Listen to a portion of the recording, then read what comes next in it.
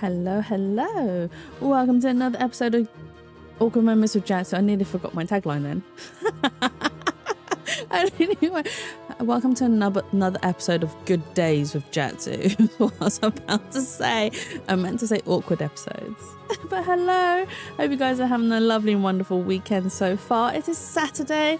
Yes, it is the beginning of my weekend and the start of my 3-week holiday from work. Well, I say 3 weeks. I technically have to go back in for 1 day. So I didn't have enough holidays to do like a full 3-week period of, but that's fine. I'll go in for 1 day, check all my emails and go home. That's all I'll do throughout the Honto day. It's always a good day when you're here. Oh, thank you, Berry. But thank you also for the first here redeemed, Berry, and thank you for the second here redeemed, Twirly, if you are back from your coffee. And I hope you guys enjoy the snacks. But yes, we are going to continue with some more Miles Edgeworth investigations. We were towards the end of our second chapter. I kind of ended it at quite an awkward place. Like, it's still like at a save point, don't get me wrong, but it wasn't, in my opinion, probably wasn't the most ideal place, because I guarantee you there's only like maybe 10 minutes of gameplay for that chapter, and then we move on to the next one, which I probably, in hindsight, probably should have finished the end of that chapter last week. But it's fine. What I will do, or try to do today, is try and get to the end of the third chapter of Miles Edgeworth Investigations. I can't actually remember what this next chapter is going to be, but we will find out. If it is short enough for me to do that, then I will do so. If not, then unfortunately I will have to end it awkwardly at another save point, and we'll have to come back to it when I return. But yes, there won't be any streams for me after today for 2 weeks. But however, don't worry, if you do miss me, you can find all of my VODs up on YouTube. Ta-da! They are all scheduled, including the one from Tuesday, all scheduled on there to be released Mondays, Wednesdays and Fridays. I just thought, you know what, since I stream on Tuesdays and Saturdays, it'll probably be better for me to release the videos on days that I don't stream, just in case, you know, you guys wanted a bit of Jatsu every single day. I also have something a little bit different releasing tomorrow. So it will release, well, I say tomorrow, it will release at midnight tonight, because that's the time I schedule all of my videos. I might need to, I probably should change the release time for my videos. I don't know. We shall see. Midnight seems to work for me anyway. So yeah, so something different is going to be released at midnight today. So keep an eye out on it. If not, then follow me on Twitter, because I will most likely announce it. Actually, not even Twitter, Blue Skies as well. Both those apps, I will be releasing or posting about it and be like, hey, check this out. I'm releasing something completely different. And if it does well, I'll continue to do it, plus other short form content. I will see. I'm trying to dabble a bit in everything, because you know what, why not? I don't have the time, I don't have the energy, but I have the inspiration to do so. So we are going by inspiration. But yes, keep an eye out. I think this one will be it'll be very different to what I usually do. I think people might like it, might enjoy it. Well, the command's going nuts today. What's up? Hey, Jay. Thank you for stopping by, and I hope you're having a lovely Saturday so far. The commands are going wild because I'm just telling people about something releasing at midnight, where it's a short form video content, and to check it out when it does get released. It's right, head into the shops in a little bit. What you getting? You getting us treats? Ha ha ha ha. Or are you gonna get bird food? Bird food with a big round blue bulb. Sorry. I'm sorry. Greg's sausage roll. Do you have Greg's over there? Maybe I'm just being ignorant. But do you have Greg's? Yeah, I didn't think so. I was like, wait, hang on, do you have Greg's there? I thought Greg's was just a UK thing.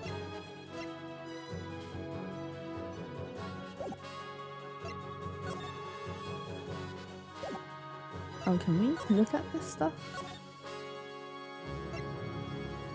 I'm back. I got a Bailey's hot chocolate instead of coffee. Oh, nice. Not bad, Twirly.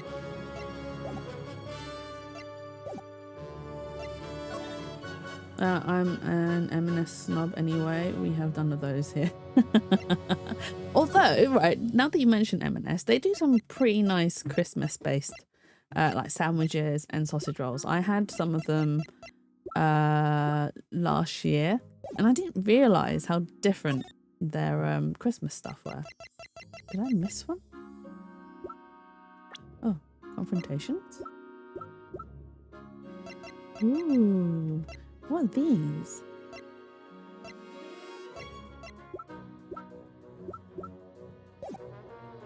Huh. Okay. Right, let's dive right back in. But yeah, I quite enjoyed the M&S sausage rolls and sandwiches, or festive sandwiches. They're very tasty. But I am a fan of like cheeses and sweet condiments, because I love the whole mix of sweet and savoury.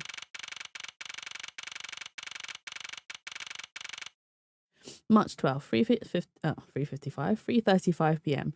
Flight G390, lower deck cargo hold. Miss Mealy. Miss Mealy. Huh? Do you recall what you said earlier about when you answered some service calls as we were departing from Shangfa? Huh? But yeah, today been good, mostly talking to artists about comes. Ooh, nice. Are we expecting to see I can't remember how many renditions of your model you've had so far. Are we expecting a new model to be incoming, or are we expecting sexy art to be incoming instead? Or maybe some overlays. Oh, some nice sexy overlays, which I have none of because I don't enjoy them for my own streams. You see, I think they look great for everyone else, but not on my streams, because I just prefer having like the game itself taking over the whole screen. And sexy overlays. Ooh, nice, nice, nice. I look forward to seeing them. Will you be posting them up on Blue Sky, Jay? You said that Mr. Hicks was sitting in his seat at that time. However, that is simply not possible, because Mr. Hicks was dead long before we ever touched down in Shangfa. Oh. Miss Cammy Mealy. Oh, I just realised her name is a pun for chamomile. Chamomile. I'm so slow. I thought, wait, why are we, what? Why are you making a sex dungeon, Jay? I did not approve of this in the spa. or is this in your own space? Do I need to warn people? Excuses? Oh, excuse? Exactly. Maybe I didn't see what I thought I did. No one can make a mistake so large, Miss Mealy. But I make that kind of boo-boo all the time. As if there's not one already. Shh, shh, shh, shh, shh, shh. Look, that's why we put the hidden back rooms, Twirly. No one sees it. Only those that get invited knows about it. It's in the Premium Plus Gold VIP member package for the spa. Hey. Wait, are you profiting off of the spa right now? Where's the king's cut? Huh? Where's the king's cut? I demand your taxes be paid. Make a boo-boo all the time. Okay. This is going nowhere. There must be a better way of resolving this contradiction. Very well, Miss Mealy, if you please, tell me about your alibi during the time span. From just before we were to land at 3 AM and 6 AM when the body was found. Are you telling me I'm a suspect, Mr. Edgeworth? Dun dun dun! Her eyes, there's no pupils. No pupils? Yeah, no pupils. It's just the iris. Is it the pupil? Yes, it's just the iris. So she's got like deadpan eyes. It's why we all get sick after Jetsu gets sick. What, because the premium VIP is just for free and anyone can access it? Sure, brilliant. In all seriousness, I dropped some cryptic snippets on the Clear sky. Oh, okay. I'll take a look later. I need to make it a habit of actually scrolling through blue sky, which I don't do enough, because there are a lot of amazing artists that I've found and followed over there. So I need to make a big, it needs to be habit, which is not right now. And it's very difficult for me. The art is very good over there. Yeah. From 3 to 4, I was in the flight attendance room all by my lonesome self. Yeah. And from 5 to 6, I was in the flight attendance room all by my lonesome self. I try to also want to post more over there. Actually worth having a look. Yeah, I mean, you guys know already. I have an account there. I just need to, and it's not so much that I haven't posted there. I haven't produced any form of art lately. Mostly because I've been busy with other things. I am trying to finish a script ready in time for Christmas because, and this isn't a script for me. This is a script for someone else. I finished a Christmas script already, so that one's already done and dusted, and now I need to work on the second one, and then I need to think of Christmas assets ready for stream. I also need to think of Christmas cards as well, because I'm going to draw a load ready to send out to people, because unfortunately this year I cannot be bothered to do my usual, which is make care packages for everyone. So most years what I've been doing is buying like little bits of stuff from all over the place and then making them into little care packages. And my connection has dropped. Come back, connection. Oh my god. Why are we doing this again on a Saturday? I need to do my art, maybe the art for the collab I'm doing. I should post over there when it's done. I also have very vanilla scripts, right? Very vanilla. Yes, Barry. Very vanilla scripts. Hey, Pierce. My connection has dropped. Bear with me.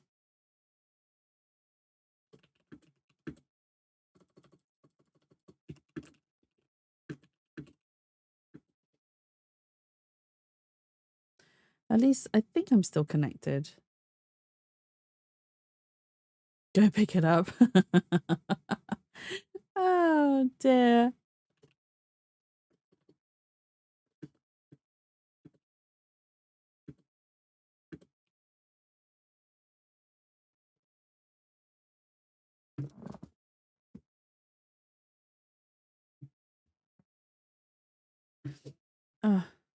Right, hang on. Be right back. Hang on. I'm gonna put some music on just for you guys. If it will load up the music. Oh, it's super loud. Nope, it's not loading the music. Brilliant. Oh, wait, hang on. Is connection back? Are you back, connection? There's a bear here.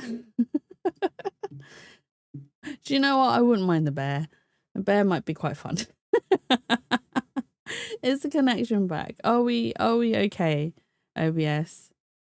Yeah, I'm back. I'm so sorry. To be honest, I had the connection running for like a good 45 minutes before I started streaming, because I knew something. It's temperamental. Sometimes it's like, oh no, you only just started running me 10 minutes ago, so I refuse to run. And it's like, well, why do you do this? Why? Don't worry, we always need scuff to make sure it's you. The sign of a professional. Scuff. Right. But yes, welcome in, people. I hope you're having a lovely Saturday so far. I keep forgetting what day it is. Because, right, so I'm traveling on Monday and my brain keeps going, Jadsu, you're traveling. It's like, no, not yet. Okay, we are traveling on Monday. Today's only Saturday. I still have one more day to sort my things out and be ready to travel. So stop giving me anxiety on traveling. Stop making me think that I have to travel right now. But yes, I think we are back and stable. Okay, I'm going to try and continue. How is a man supposed to react to a testimony like that? Miss Mealy, wake up. She fell asleep again. It looks like the only way I'm going to be able to wake her up is by pressing her. Oh, Edgeworth, pressing her. We to wake her up. First of all, we get ourselves tied up, and now we're pressing people to wake them up. I'm sorry. Look, just Edgeworth just brings it out in me, all right? I'm sorry. 79 times. I'm still safe. I'm still safe. Oh, let's press her statements anyway. Miss Mealy, wake up. I'm awake. I'm awake. Miles Edgeworth, I demand that you do something about this flight attendant this instant. Edgeworth. I mean, I didn't name him Barry. I didn't choose his name. His name chose me. Why ask me to wake her when you can finally put that whip to an appropriate use? A whip in the unconscious, I see. Hold it. If I remember correctly, food was being served in first class in the lounge between the hours of 3 and 4 a.m. Yeah, but that kind of stuff's run by Miss Rhoda. And what were you doing in the attendance room at that time? No worries, I hope food is good. Nom nom noms. Oh, my connection's dropped again.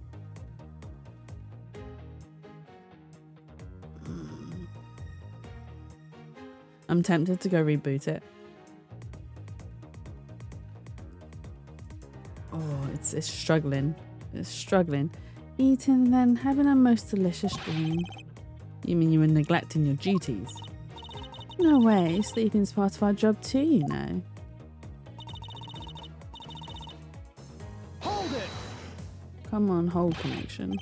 Miss Mealy, how many times do I have to repeat myself? Wake up. I'm awake, I'm awake.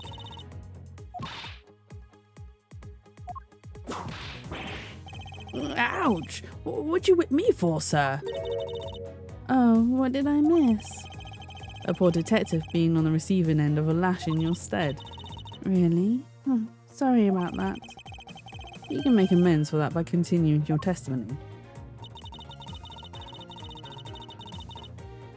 Hold it. So you were alone the entire time, weren't you?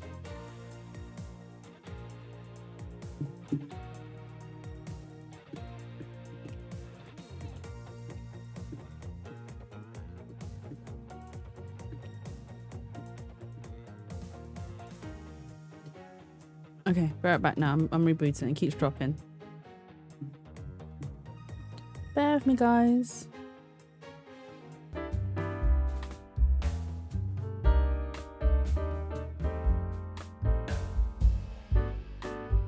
Okay, I think we're back. Oh my god.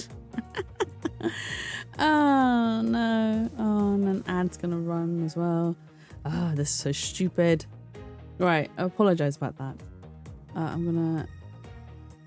Do you know, I'm gonna quickly run the ad now. Just so that it's over and done with. Oh. But yes, we are back now.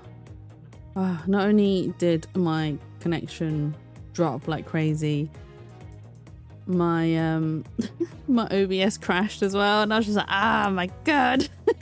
Just everything's going wrong. So I apologize.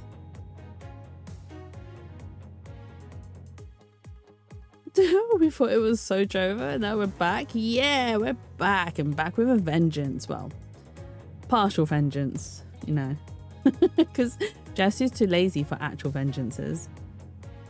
Let's delete this message. Right, okay. A little bit of mischief? Yeah, always, Jay, always. A little bit of pot stirring. I'm gonna wait for this ad to end first. We've got a minute left, and then I'll continue. We'll go back to our normal self. Rip my VOD as well. I'm gonna have to edit it all together. Talking about VODs.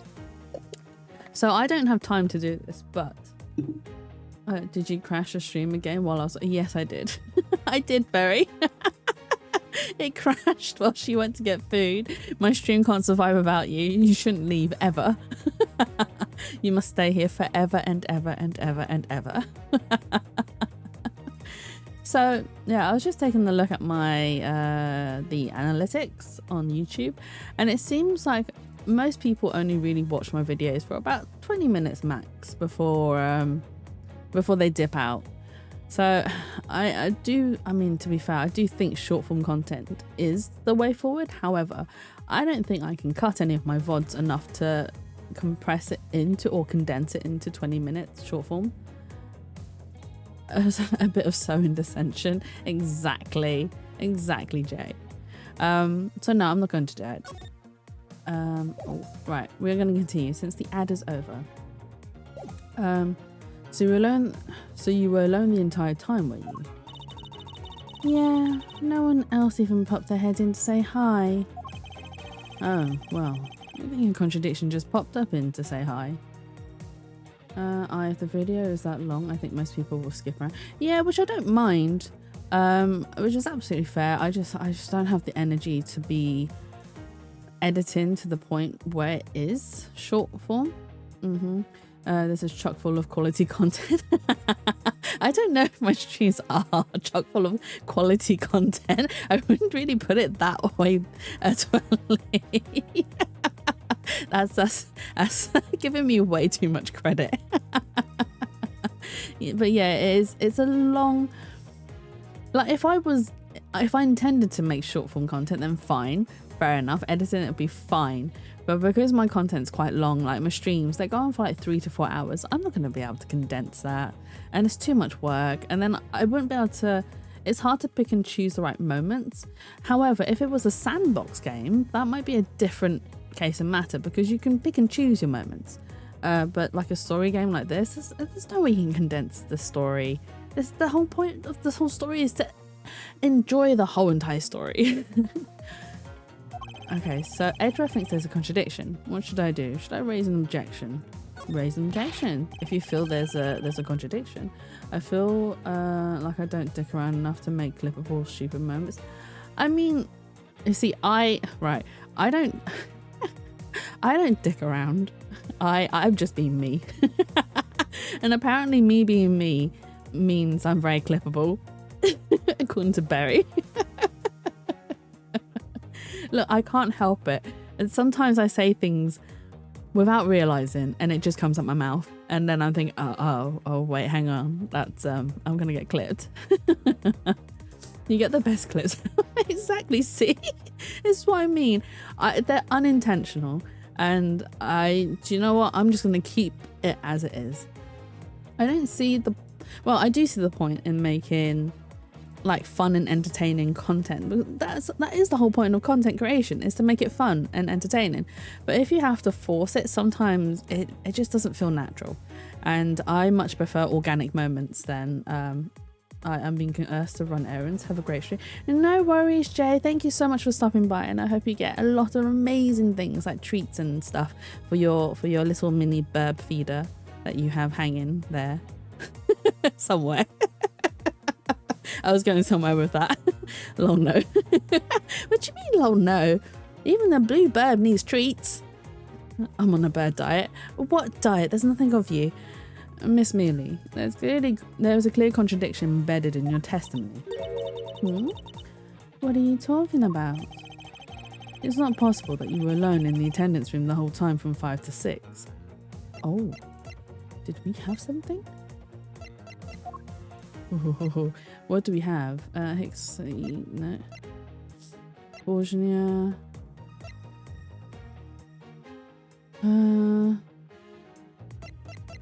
Could it be? Oh, it must be the receipt, because Miss Rhoda bought a suitcase, so she had to take it back to the room. Take that! Right, let's present that. I wonder if you'd be so kind as to take a look at this receipt, Miss Mealy. Huh? A receipt? For what? It's for the suitcase Mr. Nero bought. Now, if I may direct your attention to the timestamp. As you can see, it clearly says 5:40 AM, Mr. De Niro. Yes. Huh? Why is the killer here? I thought you'd have her locked up by now. I requested that she be present as a witness, so that we may straighten out your complex lie. Now then, Mr. Nero, between the hours of 5 and 6 AM, You took a trip from first class down to the first floor in-flight shop, correct? Yes, I went to the shop to buy a suitcase, after which I went straight to the attendant's room to drop it off. And did you see Miss Mealy there at that time? No. So Miss Mealy, where were you really between the hours of 5 and 6? Miss Cammy Mealy. The bathroom? I'll be the one to ask the questions here. Yeah, maybe that's it. I probably just missed her. Nature calls, you know. Will you take me for a fool? That's a little too convenient to be true. But it's the truth. Cross my heart. I don't have enough conclusive proof to counter-argue her at this stage. You don't believe me, do you? But please, won't you give me a chance and hear me out? Her uniform is very unbuttoned. It's very unbuttoned. Look, I know you're suspecting me because I'm one of the crew. But you think that maybe you should also suspect Miss Rhoda too? She's the one in charge of the elevator key and the shop, you know. If you ask me, that makes her super suspicious. Please leave Mr. Nero out of the conversation. You're under suspicion for now. I don't get it. Why are you covering for Miss Rhoda all of a sudden? Oh, now I get it. Maybe you've got your eye on Miss Rhoda. Of course I'm keeping an eye on her. I can't very well let her escape, can I? Never mind, but you want to know something?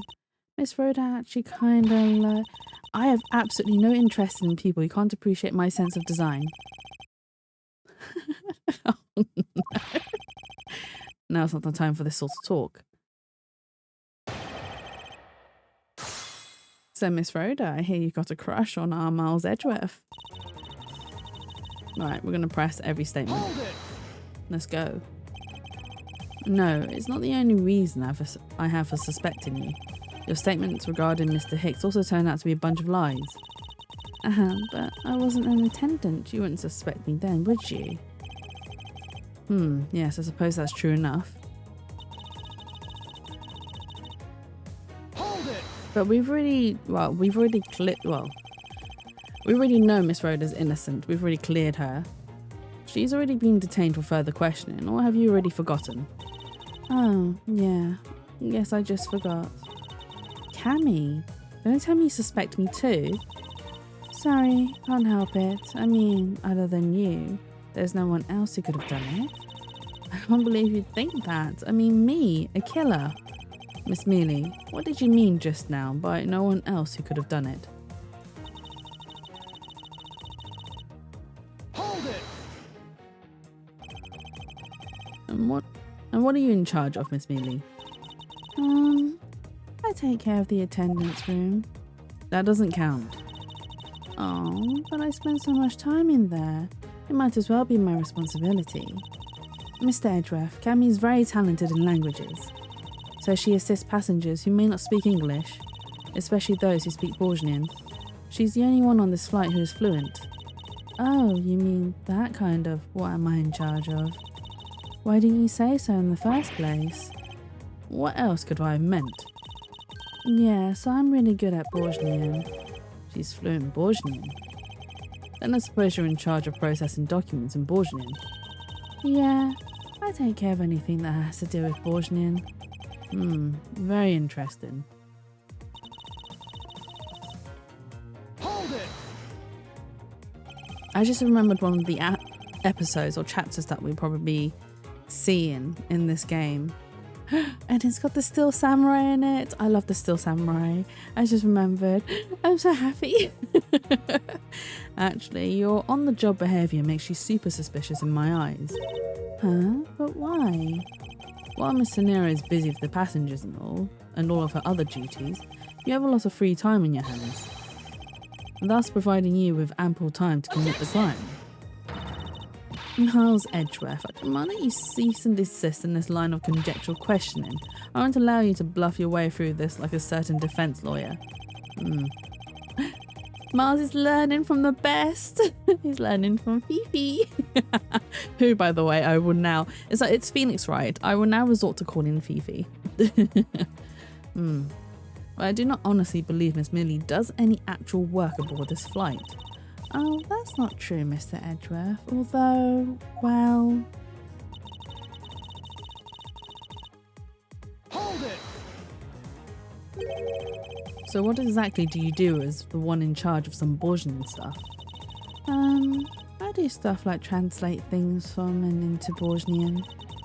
Cammy's the only member of the crew who understands Borgian, Mr. Edgeworth. Miss Mealy, I take it then that it is your job to process all of the Borgian paperwork.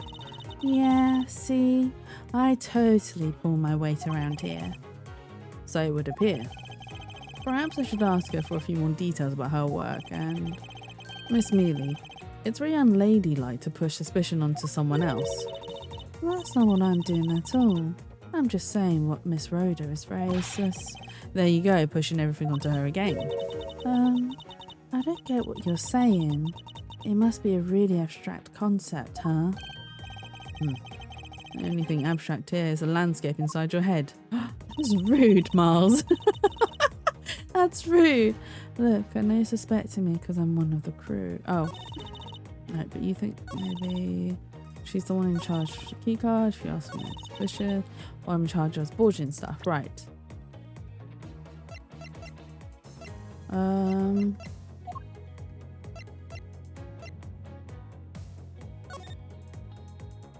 But whose handwriting is that? Document Borgian says statue was loaded on board in Europe, but statue is fake. Says death. I'm gonna press this statement again because he did say something. So what exactly do you do as one? I do stuff like translate. I'm seeing a member, Miss Mealy, paperwork. Yeah, see, I totally pull my weight around here. Here, perhaps I should ask her for a few more details about her work. And how do we ask her more details about her work? Maybe I do need to present that. That. Hey, Horror! Thank you for redeeming a snack. And because that's your very first one, it is a taxable snack, unfortunately. So it gets paid to the Jatsu tax. Unfortunately, the way the bot's set up, the very first one that you redeem is a registry one. So from today onwards, you will be able to claim your takoyaki. Oh, taiyaki. Taxable snack. Exactly. It's a taxable snack. Paid to the king's coffers. So, you're the only one in this flight crew that speaks Borgian. Is that correct? Oh, yeah, I guess so. I studied abroad in Borgian for a while. And she's so eepy. If that is the case, then the signature on this document belongs to you, doesn't it? The music! Oh my god! I love the music. This is a falsified piece of documentation with only one purpose: to lead anyone who reads it to believe that Mr. LeBlanc's statue was loaded in Europe. The only person who could have either prepared or processed this document in Borgian is you, Miss Mealy. Without your participation, the smuggling of the Aleph Red could not have occurred. So she's part of the smuggling?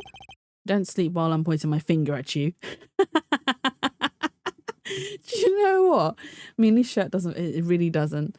It really doesn't. I was just making a comment about that a minute ago, saying how it's very open. It's very breezy. Let's put it that way.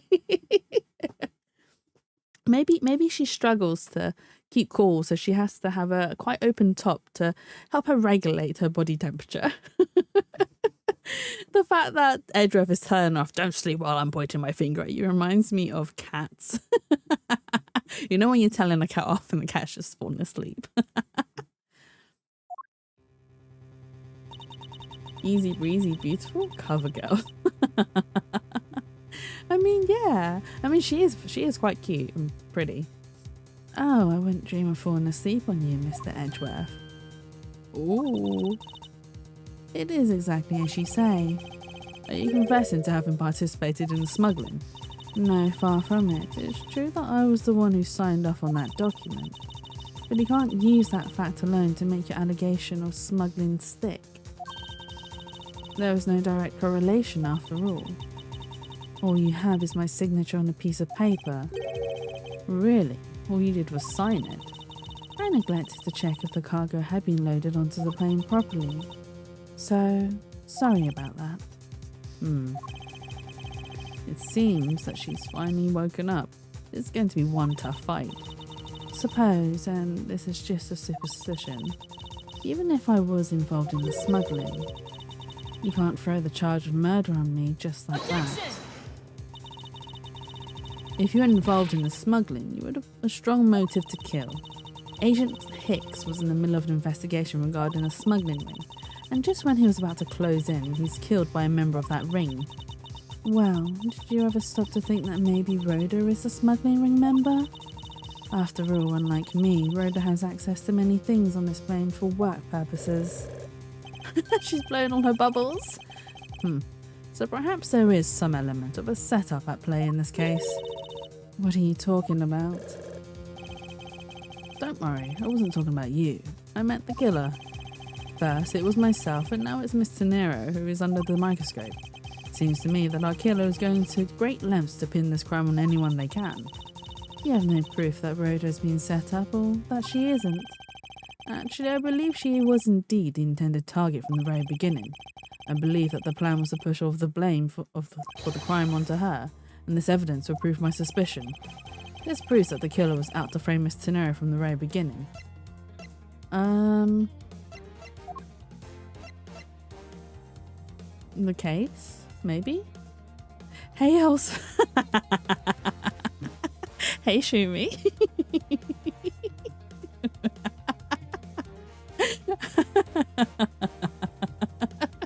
I don't know why that made me laugh so much. Hey, Wholesome. It's kind of like, hey, handsome, but not. But hey, I hope you're having a lovely weekend so far, Shumi. Oh, that made me chuckle. Oh, dear.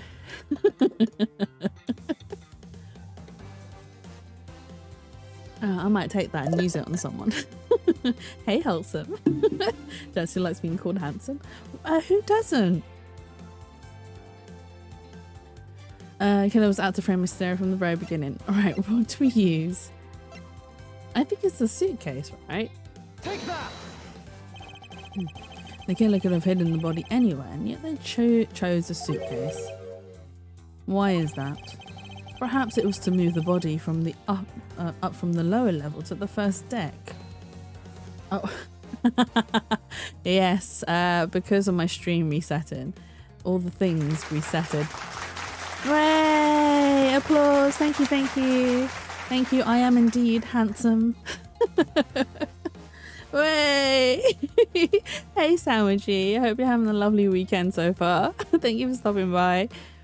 Perhaps it was to move the body up from the lower deck to the first floor. However, why go through the trouble to do so? The only way all of these actions make sense. Handsome like you have lots of hands. Why do I have lots of hands? Oh, I see. I see. Those of you that were here before are now reclaiming your taiyaki snacks again. Huh? This is why I have to tack the first one. Can't keep up with these double snacks. I don't know, hand thief. Hey, I'm not the... Wait, no. What do you mean no taking back the one you stole? Yes. Go on, raid the coffers. Go on. There won't be anything left. As if the killer had wanted to frame Miss Tenero from the murder. Miss Tenero buys a suitcase on every flight she works without fail. Oh dear. Yoink. No! My taiyaki! But should her suitcase be switched with the one containing the victim's body, that puts her in a very tight spot. Unfortunately for the killer, the turbulence put an end to that plan. Do you know what? I'd like to blow bubbles at someone when I'm angry. Just pop, pop, pop, pop, pop. There wasn't enough time to put the body back into the suitcase. Ergo, they made do with whoever was at hand adapted their plan, and tried to frame me as I lay unconscious on the floor from the turbulence. The killer then went to hide the suitcase in the in-flight shop, and brought the piggy bank back to the elevator in order to fabricate a false weapon. A lot of work for a fruitless endeavour, wouldn't you agree? Sounds like the killer had a tough time too, huh?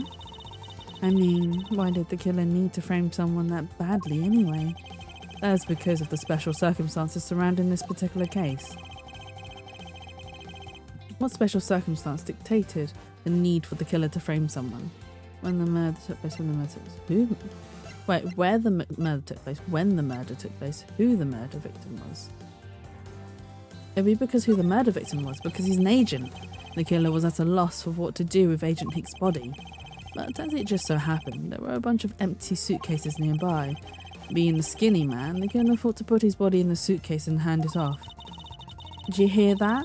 Skinny people are easy to... Hey Mia! Hello! Thank you for stopping by and I hope you're having a lovely weekend so far. You mean that the whole plan to frame someone was an elaborate coincidence? You had to? Why are you objecting to me? Don't object me! Accept me instead!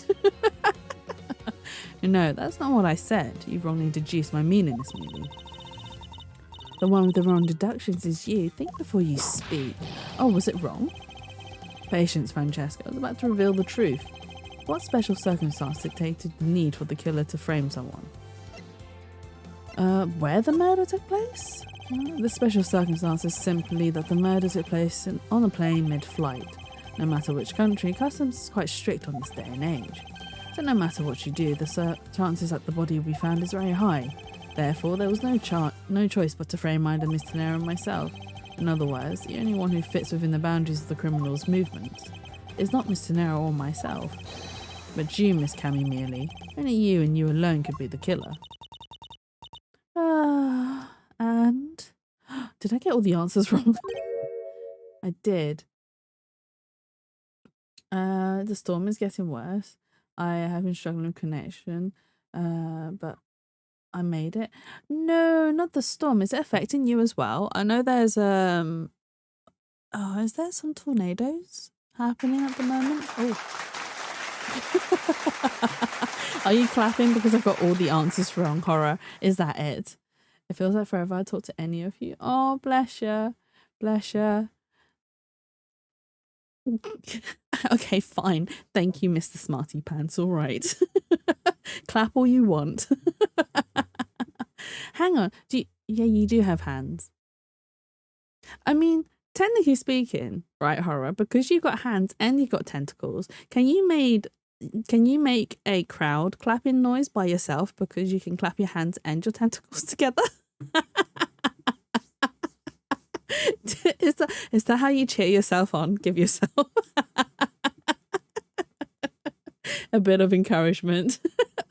The cheer clap. Hooray, go Horror, you got this. I don't have hands. I twist a tentacle tits into thing. Ugh. Ugh. So you feel you move your tentacles. Ugh. Don't come near me. You're disgusting. It's just a lot of oh. Ew.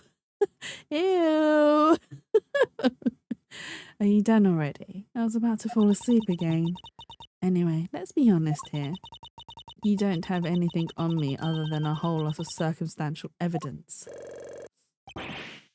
Overworked an EP. Oh no. I hope you get some rest. And plus, you can now come and chill with us. Well, I say chill with us. My chat is a little bit unhinged right now. We're talking about squelchy tentacles. I think that's something very relaxing. Very, very relaxing. When I clap, it's like trying to punch a child jam. Oh. Hang on. If it's a bunch of squelch noises and stuff whilst you're clapping your tentacles, does that mean you make fart noises as well? Because of the air being trapped and having to be squeezed through. So do you have farty claps? Sorry.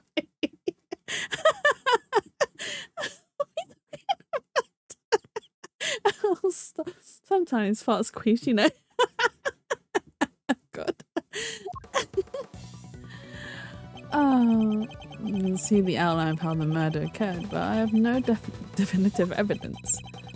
And isn't there a piece of evidence that's still unaccounted for? Something that I still can't quite fit into the big picture. Ooh.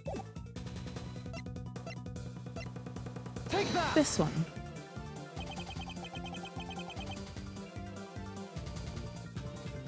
Sounds yum. What sounds yum, Berry? They are. There's one way to make farty claps. I don't want to know, Pierce. I don't want to know. I'm okay about not having that knowledge. You can keep that one to yourself. Aren't they super spicy? What's super spicy? Oh, whoa, wait. You're making bulldog noodles? Or bulldog noodles? And you're pouring the whole spice packet? I can't deal with the whole spice packet. It's too spicy for me. I'm pathetic. I'm spicy. Am I too much for you guys? Is that what you're saying? I'm too spicy for all of you. Sorry. Oh, I won't do the sus voice. Okay. I'll continue. It's too early for this. I don't have any actual evidence. Hold on. What are we holding on to? Thank you for your fart, Pierce. I appreciate your contribution to the windy farm. Yeah, it's too spicy. But yes, do be careful if... Right, so guys, if you can't handle spicy foods, aside from milk, which is to help to cool down the spice, you can also have lemon in water, and that tends to counteract the spice. And this is something I didn't know about, but I'd actually learnt about it from my friend who used to date Eastern European people, and that's something that they do, which is lemon in water. Oh, it is this girl. Sandwich, is she to your liking? Do you like her? Do you like chamomile? Chamomile, even. You have all of them. Yes, all the things that help with the spiciness. But yes, make sure you do look after yourself and don't push yourself too much with spiciness, because it can go badly. My noodles. My noodles. Go, go, go. There was a food theory about reducing spicy levels. Okay. I thought not. Well, that's because we went missing, and that's because it went missing. Still is missing. What do you mean by that? In the complex puzzle that is this case, there was one piece I kept getting stuck on, and that is the victim's cell phone. I love her dumb look is great. Do you know what? I can't wait to meet more of the characters in the second game, because again, I've not played the second game, so I am like really excited and really looking forward to it. Can you eat spicy food? I cannot. I cannot handle spicy foods. My so I've got a very sensitive tongue. Even a little bit of spice really hurts. However, even though I say that, I do enjoy spicy seafood, because I feel like the spiciness goes really well with the saltiness of the seafood. You want spicy noodles? Go make some, horror. Francesca, you're waiting at the airport for a phone call from Agent Hicks's cell phone.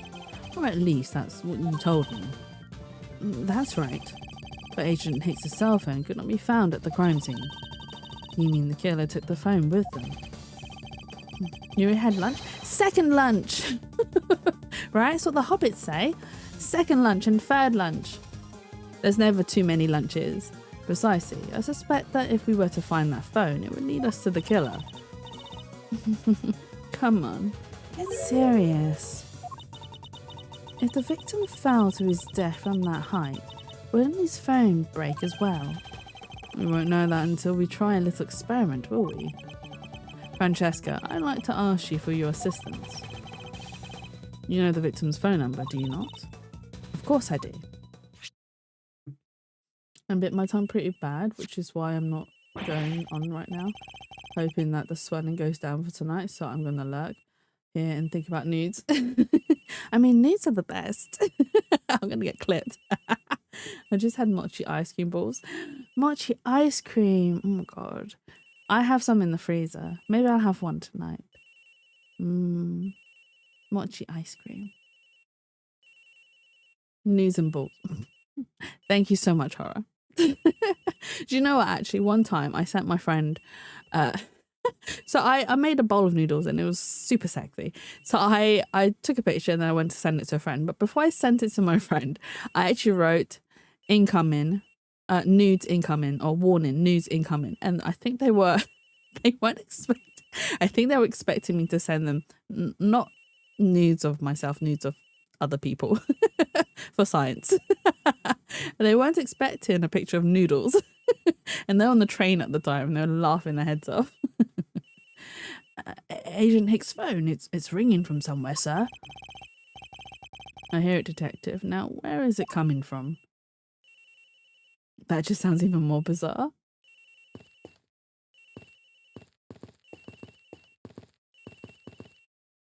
Oh, is it here? Sounds like the phone is up in the flight attendant's room. Oh, we'd better hurry to the flight attendant's room, sir. Oh, is it coming from upstairs? Run, run, run, run, run. Oh.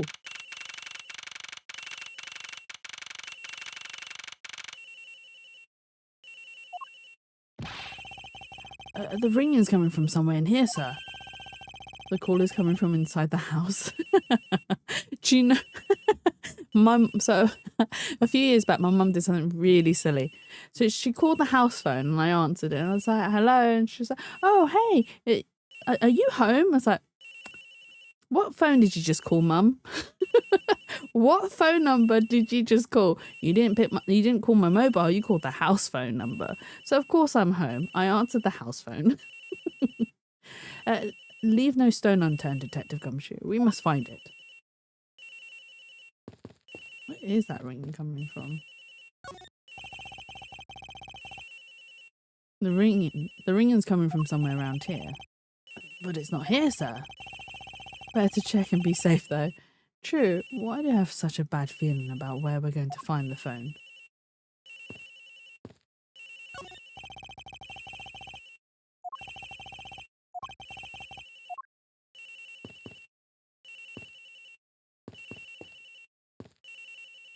Oh, it's in the suitcase, isn't it? I wonder if it might be inside this suitcase. I don't hear any sounds coming from inside, sir. I don't suppose the culprit would have been so dumb as to try the same trick twice. Is this being ticked? The ringing's coming from in here, sir. What? No, it can't be. This has got to be the victim's cell phone. Just whose locker is this, sir? It's Mr. Nero's. What? Shut it off. I'm sorry, Pierce. It's off now. It's off. It's off. It's off. I'm sorry. It's like, you know when someone sets an alarm and it goes off and they don't turn it off and they just sleep through it and you're like, oh my God, turn your goddamn alarm off, mate, please. So, Mr. Edgeworth, how did it go? Where did you find the phone? I found it in the flight attendant's room, in Mr. Nero's locker. What? But... Rhoda to Nero? I don't know anything about the phone. It wasn't me. It wasn't me. Miss Von Karma, is it? I suggest you arrest Miss Rhoda to Nero right now. Wait. I have a theory. This is related to the incident with the keycard. When the killer went to steal the keycard, they conveniently stashed the cell phone in Mr. Nero's locker at the same time. I hate the bubble blow version. Where is my dumb face? Did she have a different face on the DS? Sandwichies? I can't remember.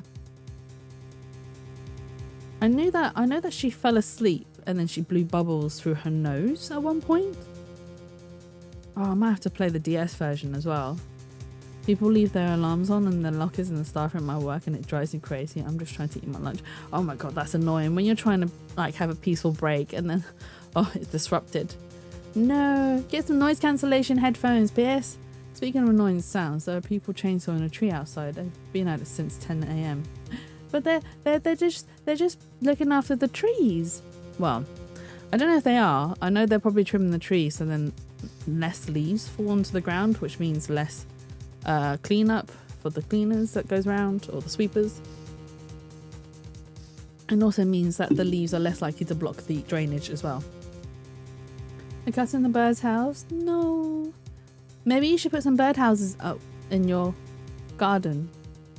Do you have a garden, Horror? It's off the street in someone's yard.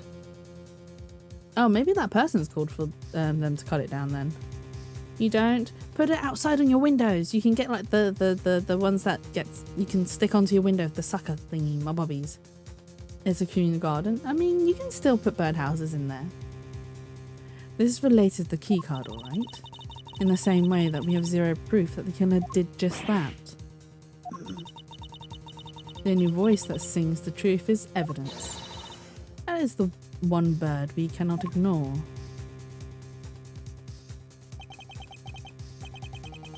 What should I do? Francesca's right. I can't offer baseless conjectures at this point. Alright then. Why did the culprit take the cell phone from Agent Hicks? It must have something very incriminating on or in it. Hold it! Bub! We have that, but we are on the second floor and it drops it downstairs neighbor's patio or in the visitor parking lot. Uh-oh. Okay, maybe that's not such a wise idea.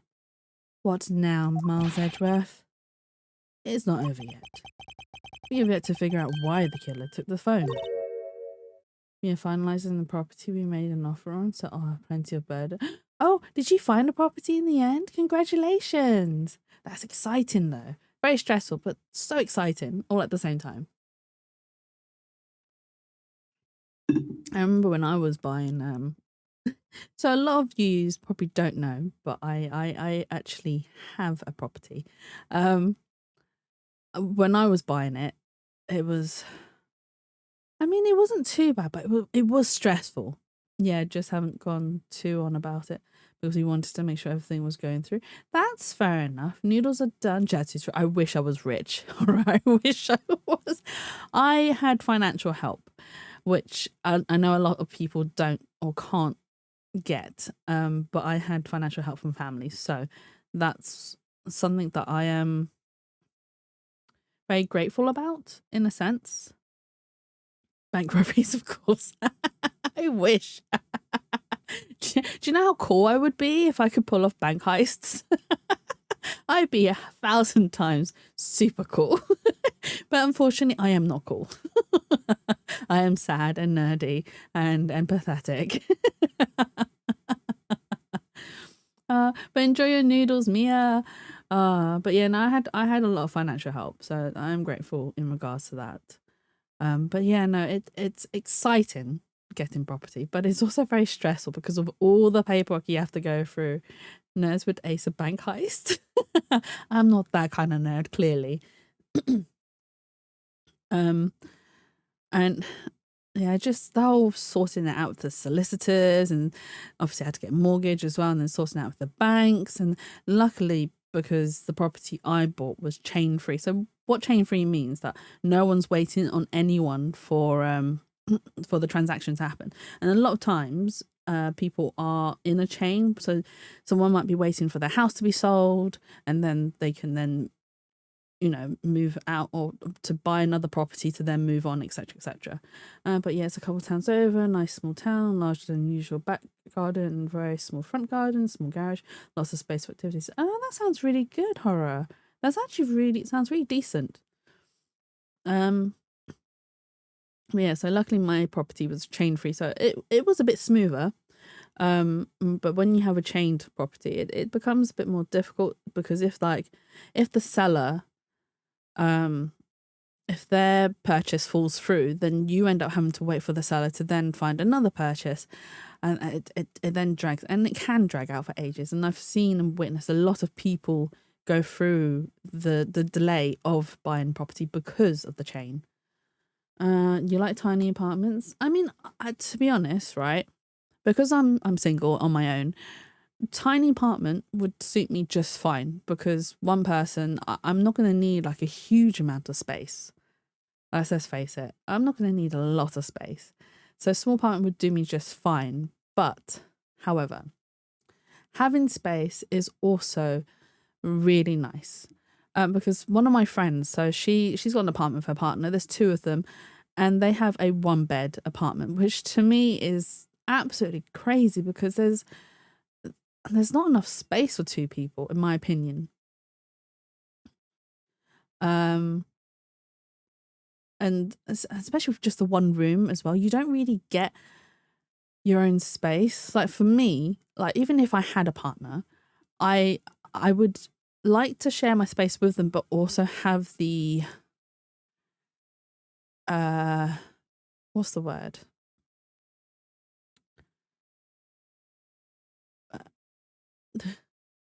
Didn't you complain about wanting a library in your house?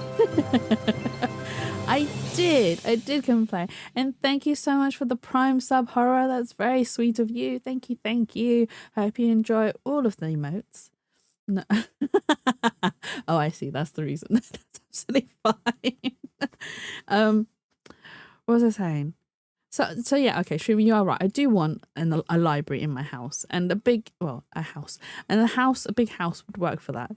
However, I can make do with an apartment because I could just turn at least one of the rooms with the biggest amount of wall space into a library space, which is fine. Again, that's just me on my own. However, my friend who has a partner who lives in a 1-bed flat.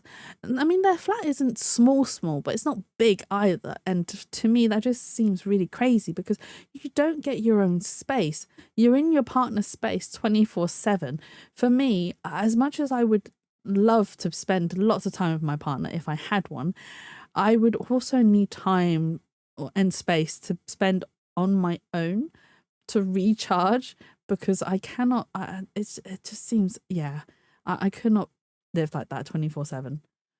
I don't know. I miss it because of the ads. Oh no, that's fine. Horror. I was just talking about small space apartments and my friend living in the 1-bed apartment.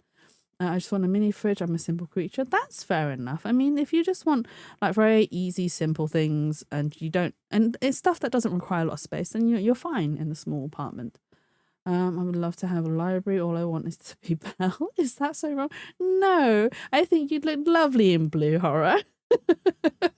Sliding across the library on the sliding ladder, singing the song about being in a little boring town and nothing new happens. I would do that every day. I mean, I would love to have like a mini library in my house because I have a lot of books, namely art books, because I like physical references as much as it is so much easier to look for stuff online.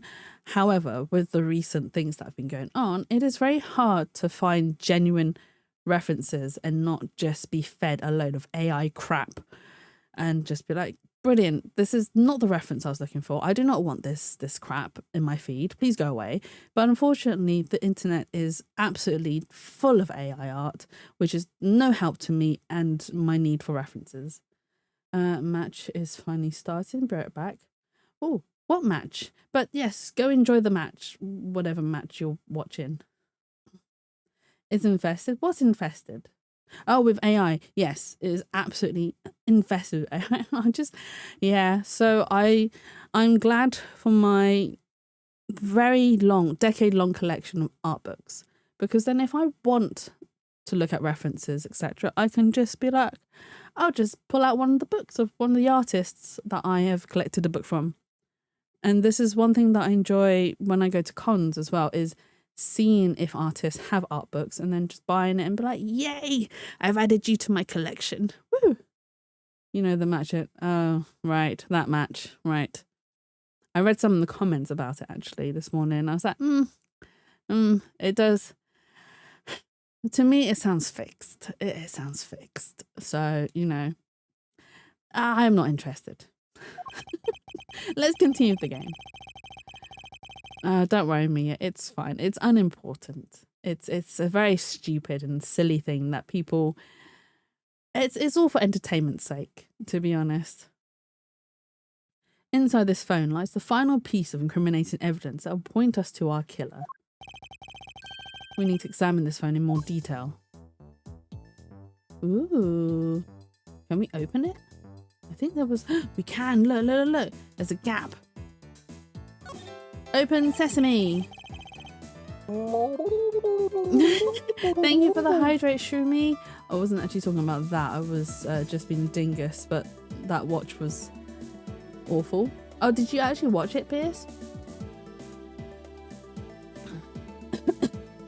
Oh. Oh, I nearly choked. Oh, well, I say nearly. I did actually choke on my tea.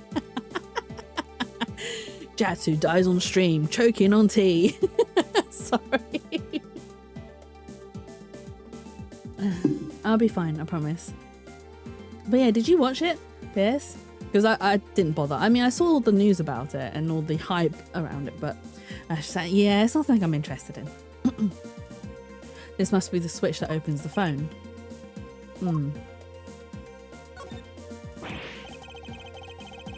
When did they start putting keyboards like these into cell phones? Hey, this is one of those computer cell phones that they started selling recently.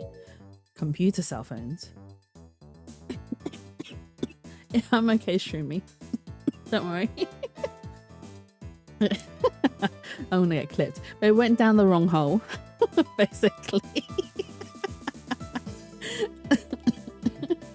Just the highlights, it was disappointing. I never paid to watch that walking sticker book.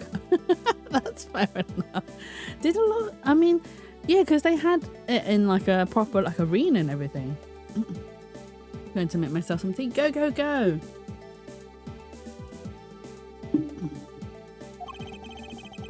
Yeah, it's got a computer in it and it's a cell phone. Neat, huh, Mr. Edgeworth? All you need in the phone is the phone part, nothing more. I'm guessing yours can't even send out email. Talk about inconvenient. You have a problem with what I do and do not care for, detective. No, sir. As I say, simple is best. Hang on.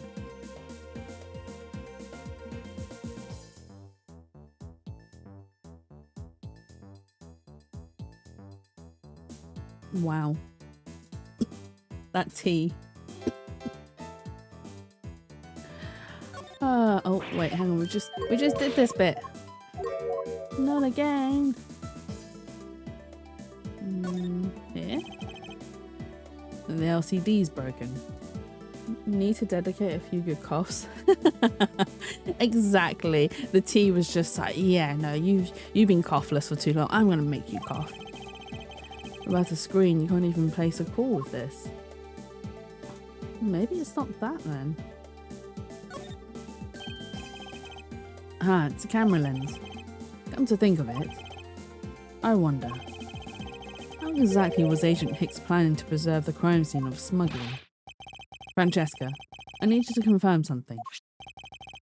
This cell phone, can it take pictures? Mr. Edgeworth, I can't believe you don't know about this kind of basic stuff, sir. This looks like a very similar model to my own, and mine can take pictures just fine. Do you think Agent Hicks could have taken some pictures of this? In particular, pictures as evidence for his smuggling case. If so, I'd say there may be some very inconvenient photos in here for our killer smuggler. But the phone's all busted up, sir. Even the super prosecutor can't repair a broken phone? I'll find a way, don't you worry about that. Ah. May I go back to sleep now? The LCD screens on the inside and outside are broken, that's for sure. But that's also reason enough to believe that the killer wasn't able to erase the data. What? What do you mean by that, Francesca? It looks like our killer isn't very familiar with electronics. This phone still rang when I called it, meaning that only the LCD screens are broken. It's possible that the photos are still there inside waiting to be accessed. All we need to do is transfer the data to my phone. Francesca, your phone if you please. Very well. It's transferring. Alright, displaying it now.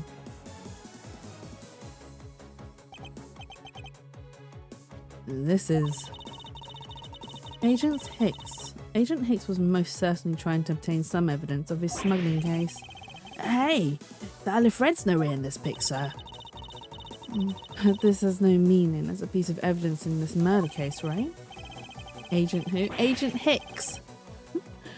Ouch, she's right. There's not much we can find out from this about Agent Hicks' killer, sir. Is this it? Is this the end? Is there really nothing in this photo that we can use? What could we use?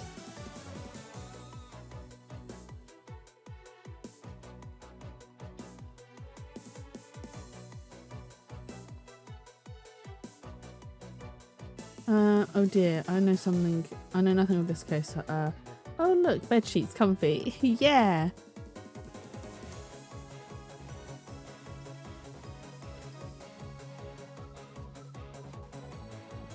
I mean, we know that the Alfred wasn't there. And the guardrail looks exactly the same as it does now. That rail is entirely too low. I even almost fell to my death. However, I was saved in a miracle-like manner.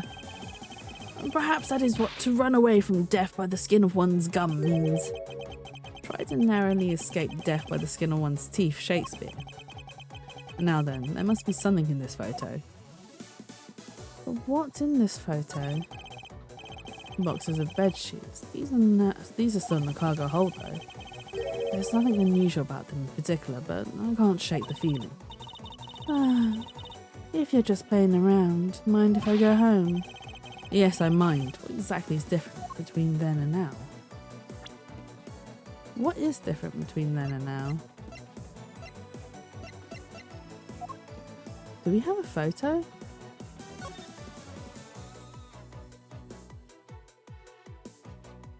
Grape juice.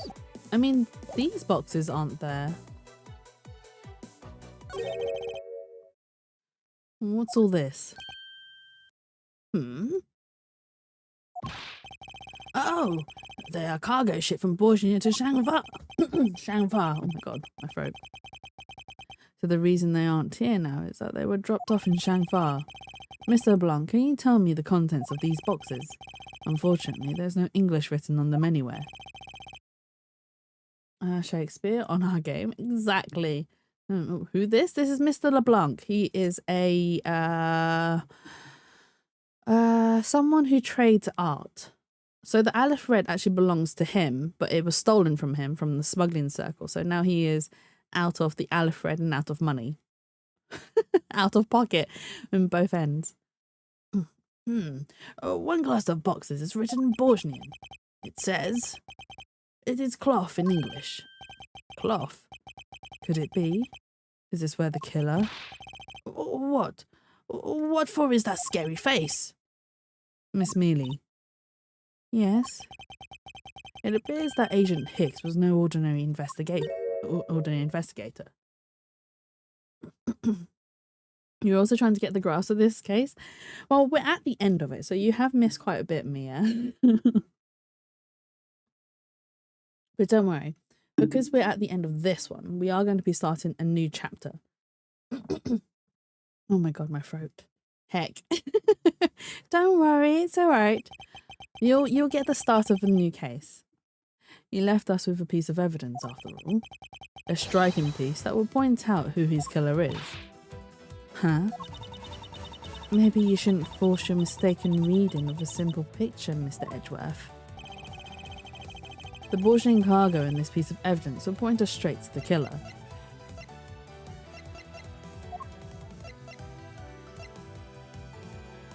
It's a piece of cloth because it's Borgian cloth and the box only has Borgian in it. Only someone. Why is there a clip? Oh, was the match between? And that's what I thought that Pierce was talking about, but apparently no, he wasn't talking about that. He was talking about something else entirely different. But I thought that was what he meant by the match. But I also don't know what match that Horror's gone to watch. So he's gone off to watch a match of something. But that's fine. When he comes back, we will ask him. And what is that supposed to prove? The killer used this piece of cloth to wipe up the blood they'd spilt. But there was one thing that bothered me this whole time. Where did it come from? And now I've finally found my answer in this very photo. The cargo that was unloaded in Shangfa had cloth written on it. In Borgian, that is. And this is where the killer grabbed a piece to clean up the blood with.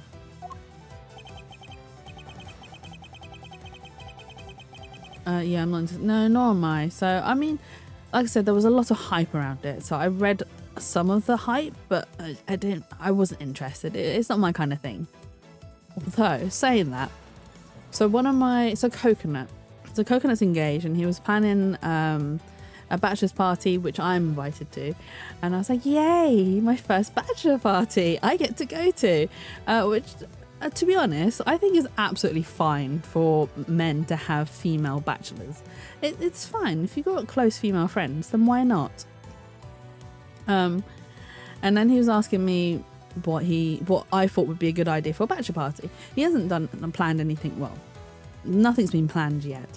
And then he asked me about maybe going to an MMA fight, and he was like, "Oh, well, would you be interested in going to an MMA fight?" And I said, "To be honest, I wouldn't mind. It's something I've never been to before, so it'd be interesting and it'd be an experience. However, to attend an MMA fight, they are like £200 for a ticket." And I was just like, "Oh my god, that's expensive. That's expensive for an MMA fight."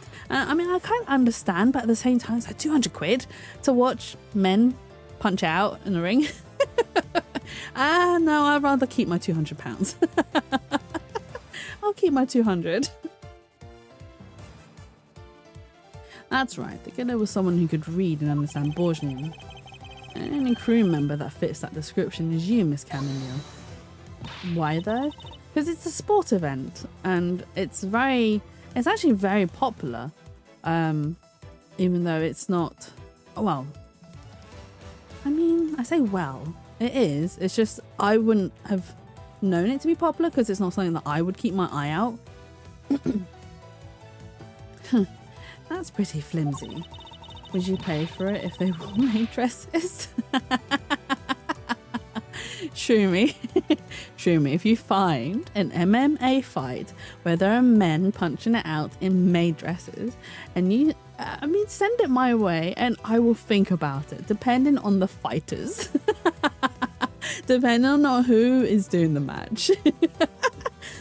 Oh, but I'm sure I posted this in the spa, but there is medieval MMA fights where there's people dressed in full-on armor and they do the fights in the ring, and I'm just like, wow.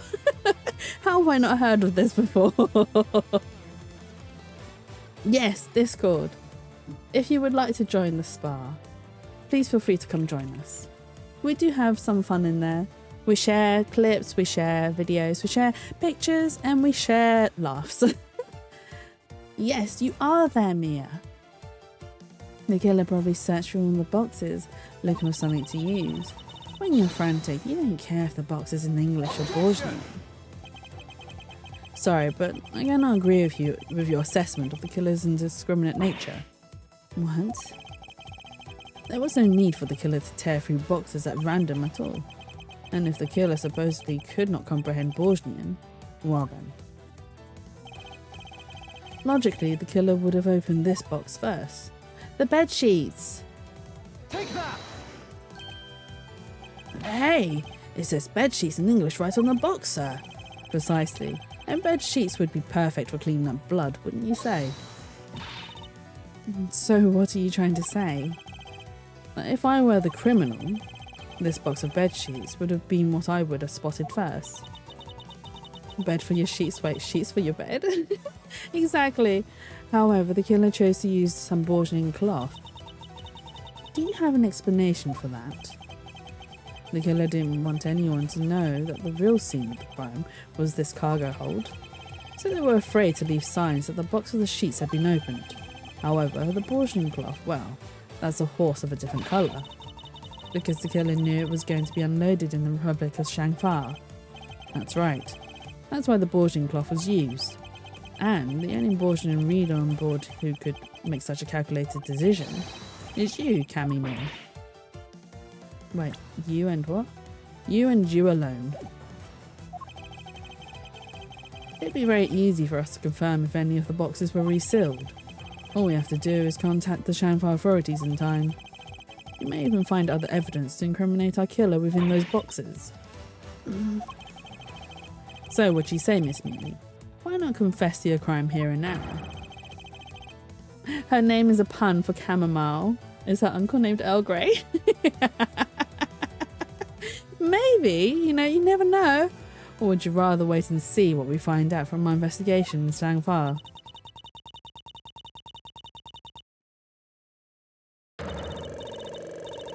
All the bubbles!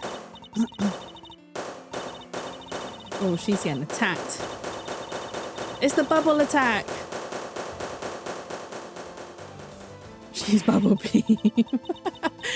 An inflicted self-pain. He was Interpol. I couldn't stop it. I brought him here. He started taking pictures. I couldn't be found out. I was scared. I was in trouble. I.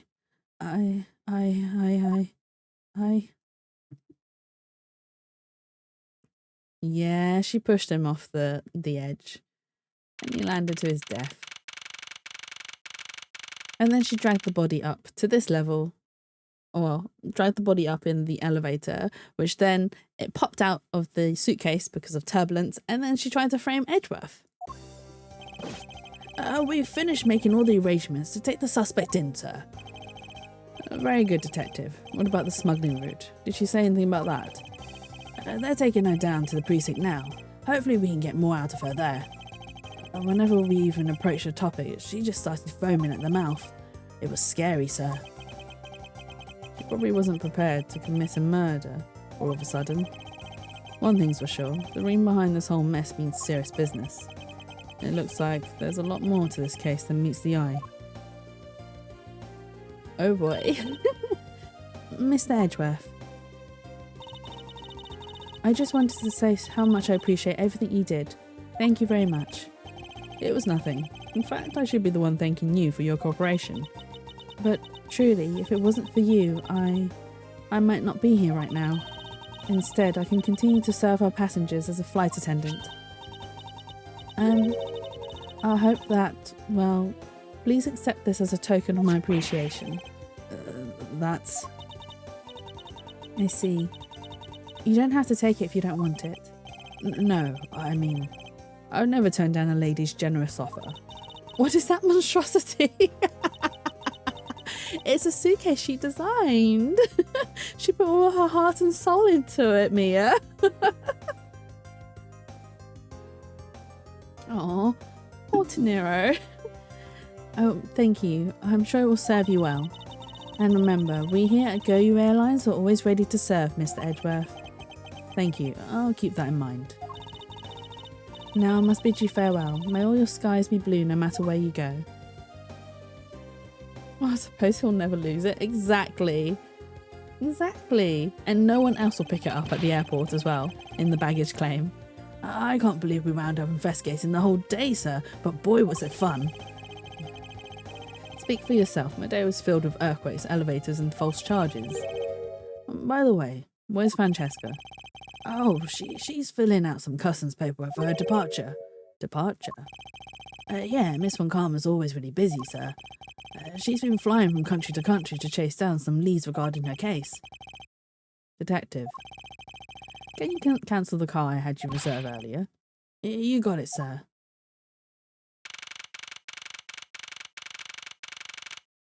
Oh, so Francesca Von Karma is the daughter of Manfred Von Karma, who is Edgeworth's, was Edgeworth's mentor, who also murdered his dad. Oh, that's a lot to say. And then Phoenix was the one who then put Manfred Von Karma into prison because he then later on tried to not only murder Edgeworth, but he also tried to frame Edgeworth for another murder of a witness to the case of his dad's death.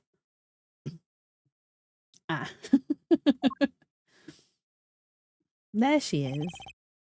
Francesca. I thought I told you when you first landed. I have no time for idle chatter. I have no intention of wasting your time, however. It has been a while since we last met. I also have no time for such familiar reminiscence. Oh my god. Reminiscence. God, I can't read. Right, the other games. It's been so many years. Yeah, so that all happened in the first game. Is it the first one? Yeah, so all of that was all part of the first game. Just who do you think I am? You are Francesca von Karma, a very proud prosecutor, deserving of much respect. Until only a little while ago, I was but a wretched mutt who was always losing to you, a dancing hero living her life on the name and fame her invincible father built. True, your father, Manfred von Karma, didn't lose a single case for 40 years as a prosecutor. However, I wouldn't say he was invincible. What are you talking about? The group I'm on the trial of is a little more troublesome than most. The smuggling route we found this time is only one sliver of the big picture. Sounds like a dangerous assignment. You really don't have to worry. I can take care of myself. Yes, I suppose you can. Plus, there is another agent on this case with me. Oh, another agent. He's a star among Interpol agents and has the highest successful arrest rate. Who knows, you may even run into him one day. I was simply caught up in this one case. I hardly see why we would cross paths. I suppose. But I doubt he would say the same. I'm not following you. I think that's the only play foreshadowing. There is foreshadowing. We do meet this agent. I think we do meet this agent. And I think he's one of my favourites. You'll understand soon enough. The fight has only just begun, Miles Edgware. I'll be back in this country soon enough. And when I am, be sure I'll pay you back in full. Show you. We will probably meet him in the next chapter. And just like that, she's gone, huh, sir? Thank goodness. I can finally rest easy knowing I won't have to watch out for her whip. Detective Gumshoe, I want to thank you for all of your help and cooperation. Oh, it was nothing, sir. I was just happy to be able to work with you again. I think I'm going to celebrate by adding a little extra salt to my instant noodles tonight. Just how much did you cut his salary by, Francesca? And you can talk, Edgeworth. You probably cut his salary to smithereens. Detective, I was wondering if you might give me a ride down to the prosecutor's office. Sure thing, sir. I'll even fly down the road in the patrol car if you want. Don't make me remind you, Detective. Safety first. Thus I solved the first case upon my arrival home. Francesca von Karma, the smuggling route she was after. The leaders of that ring had already put their trump card into play, and the players on the other side of this war. They would begin to make themselves known through the next incident. Dun dun dun! Edra speaking. Finally, I called. Who knows how many times earlier, but I couldn't get through. And you are? Have you forgotten my voice, Miles, my boy? I read that wrong. Okay, I'm back. What have I missed? You missed the end of our case, Horror. And what match was you watching? And that was a very quick match.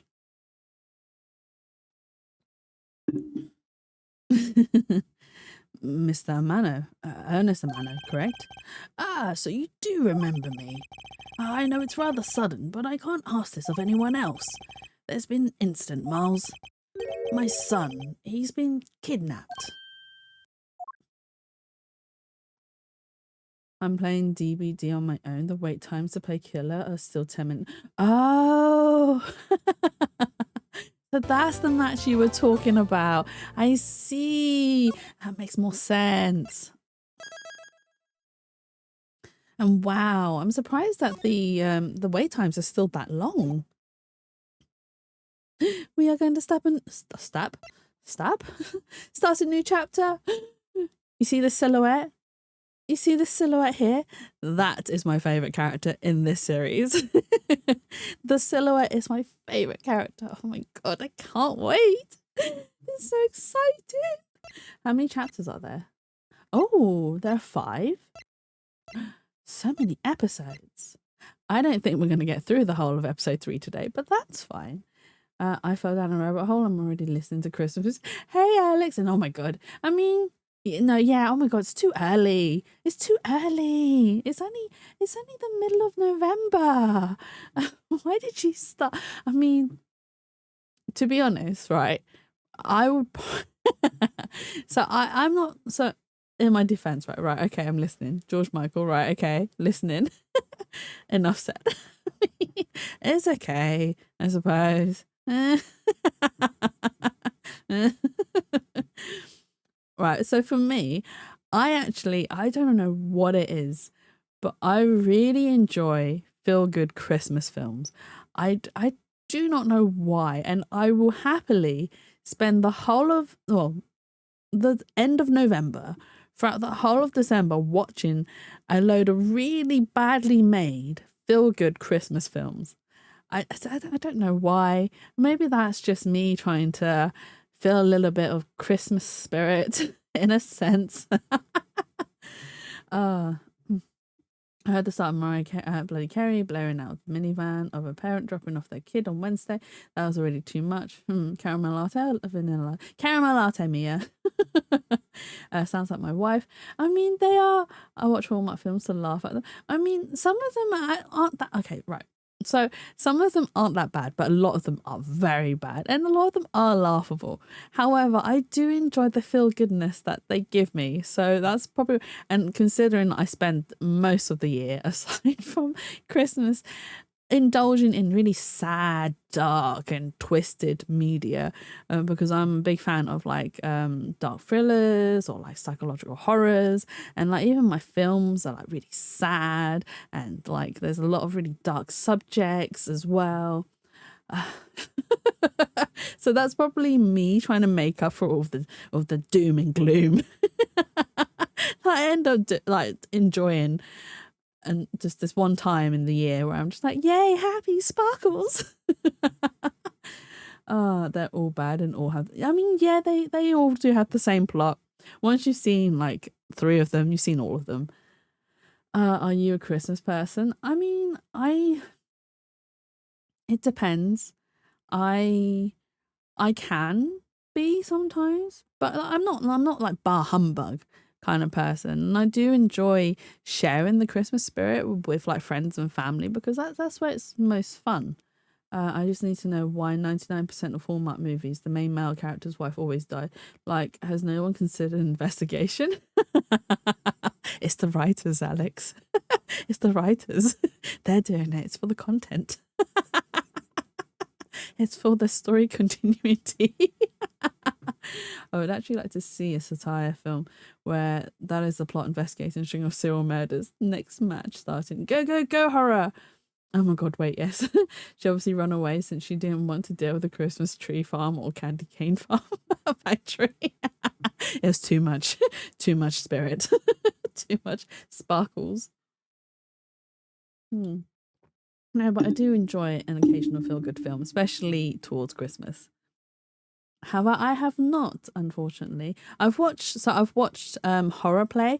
I've also watched Rin play, Dead by Daylight. I've also occasionally watched Steve. Well, Steve doesn't play it very often on stream. He played it once, so I watched him play it once on his stream. But otherwise, I don't actually play the game myself. But every single murder is conveniently on Christmas. She complained there was too much spirit, so I made her spirit. Exactly. That should be the plot twist. Too much spirit, hey love. Yeah, you can join them and all. There you go. Right, I'm going to start this next chapter before I go off on one. Oh dear. I'm looking forward to my favourite character. Let's go. The Kidnapped Turnabout. March 13th, 10:11 a.m. It's time. Don't worry, Mr. Edgeworth. I'll be following your every move with my binoculars. Good to hear. Now make sure you don't lose sight of me. I'm counting on you for backup. You can count on me, sir. I have to go. The kidnapper is supposed to contact me soon. Who would have thought that upon my return, I'd be thrust into a kidnapping case, not trust, and that I would be the one And you know, I'm just going to wait for the text to just completely load on screen because trying to catch up to it is just impossible. Let's see. I checked that the money's all there, safe inside the suitcase. Oh, he used the suitcase to carry the money? Now all I have to do is await further instructions from the kidnapper, which I'm expecting to be transferred to my cell phone. I wonder who else is around. This is the meeting place after all. I mean, at least he's putting the suitcase to use. Welcome to Gatewaterland. Oh, thank you. Oh my god, you get to meet all the badgers too. I'm so excited. All the badgers? No, Gatewater. Mia, Gatewater. But oh my god, all the badgers. And a big hello to you. I'm the Proto Badger. Nice to meet you.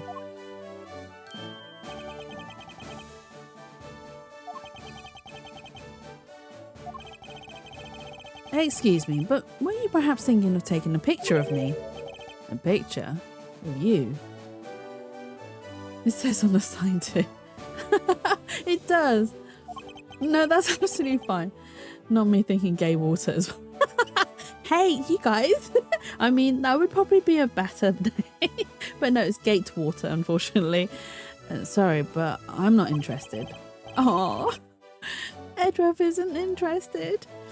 Oh, that's too bad. Well, have a good day.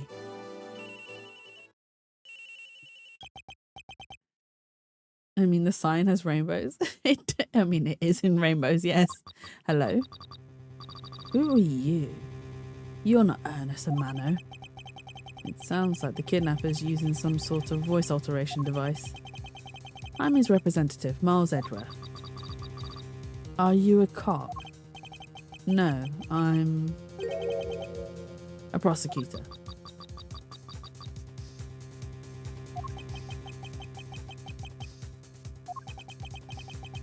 I know what you're wondering, and yes, I have brought the ransom money with me.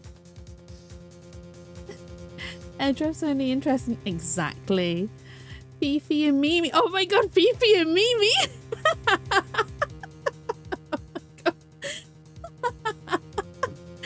Fifi and Mimi, that's adorable.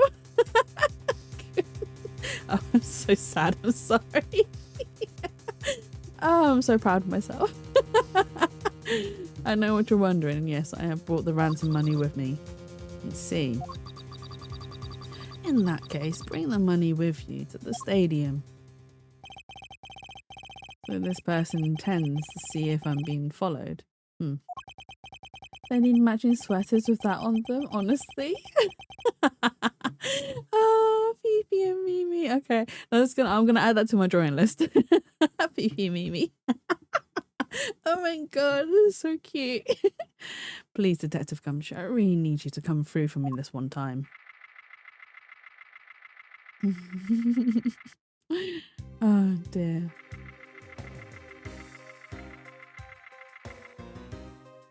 Hang on, I need my wrist braces. Go, go, go, Mia!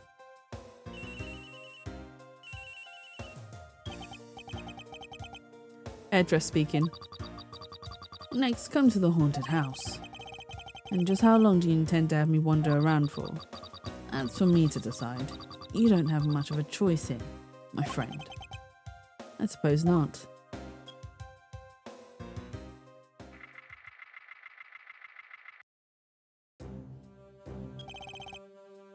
I've arrived. Go inside.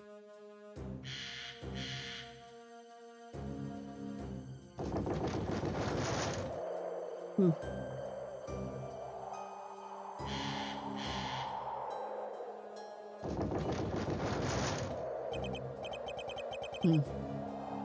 What a dismal place. That's it. Go through those doors. Am I being watched from somewhere?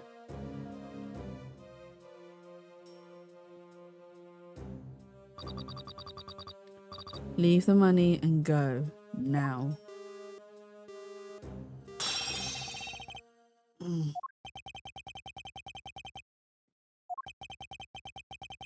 I was hoping for an exchange, but maybe I should do as they say for now and not push it. Why was there smashed glass? I couldn't catch even a glimpse of the kidnapper. Perhaps I should keep an eye on this haunted house until police backup arrives.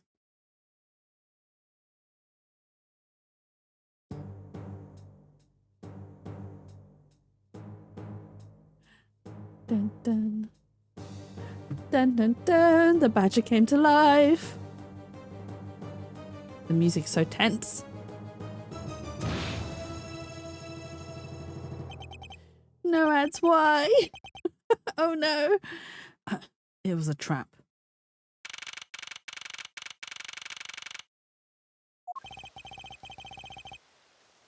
That guy betrayed. No, can't be. Linda Dill. Who is that? Miles Edgeworth got knocked out, Mia. So Badger, you know when we came in, we saw Badger in the corner of the haunted house. So someone was in the Badger outfit and he came up behind Miles and then whacked him over the head and was like, "Hiya!" So now Edgeworth has been kidnapped. Who is that? And what are they talking about? Split. Police. Edgy, no! All right. In front of. Meet up. I can't move my body. I fear I may faint again. Miles has such a weak constitution. Someone call Phoenix. Fifi to the rescue! Where am I? How long was I out? It wasn't raining like it is now when I made the drop-off. This was supposed to be a simple affair. Why have I been taken hostage as well?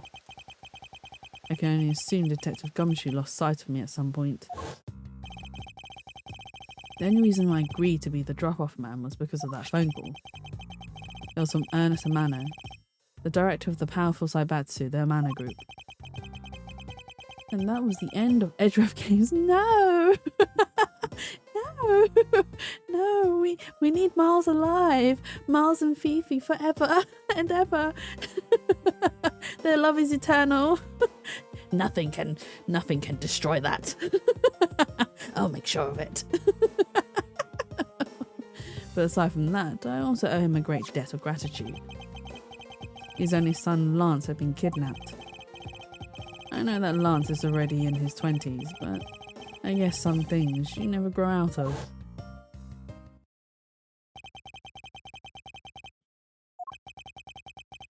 I can't sit around waiting for someone to come help me. I must escape somehow.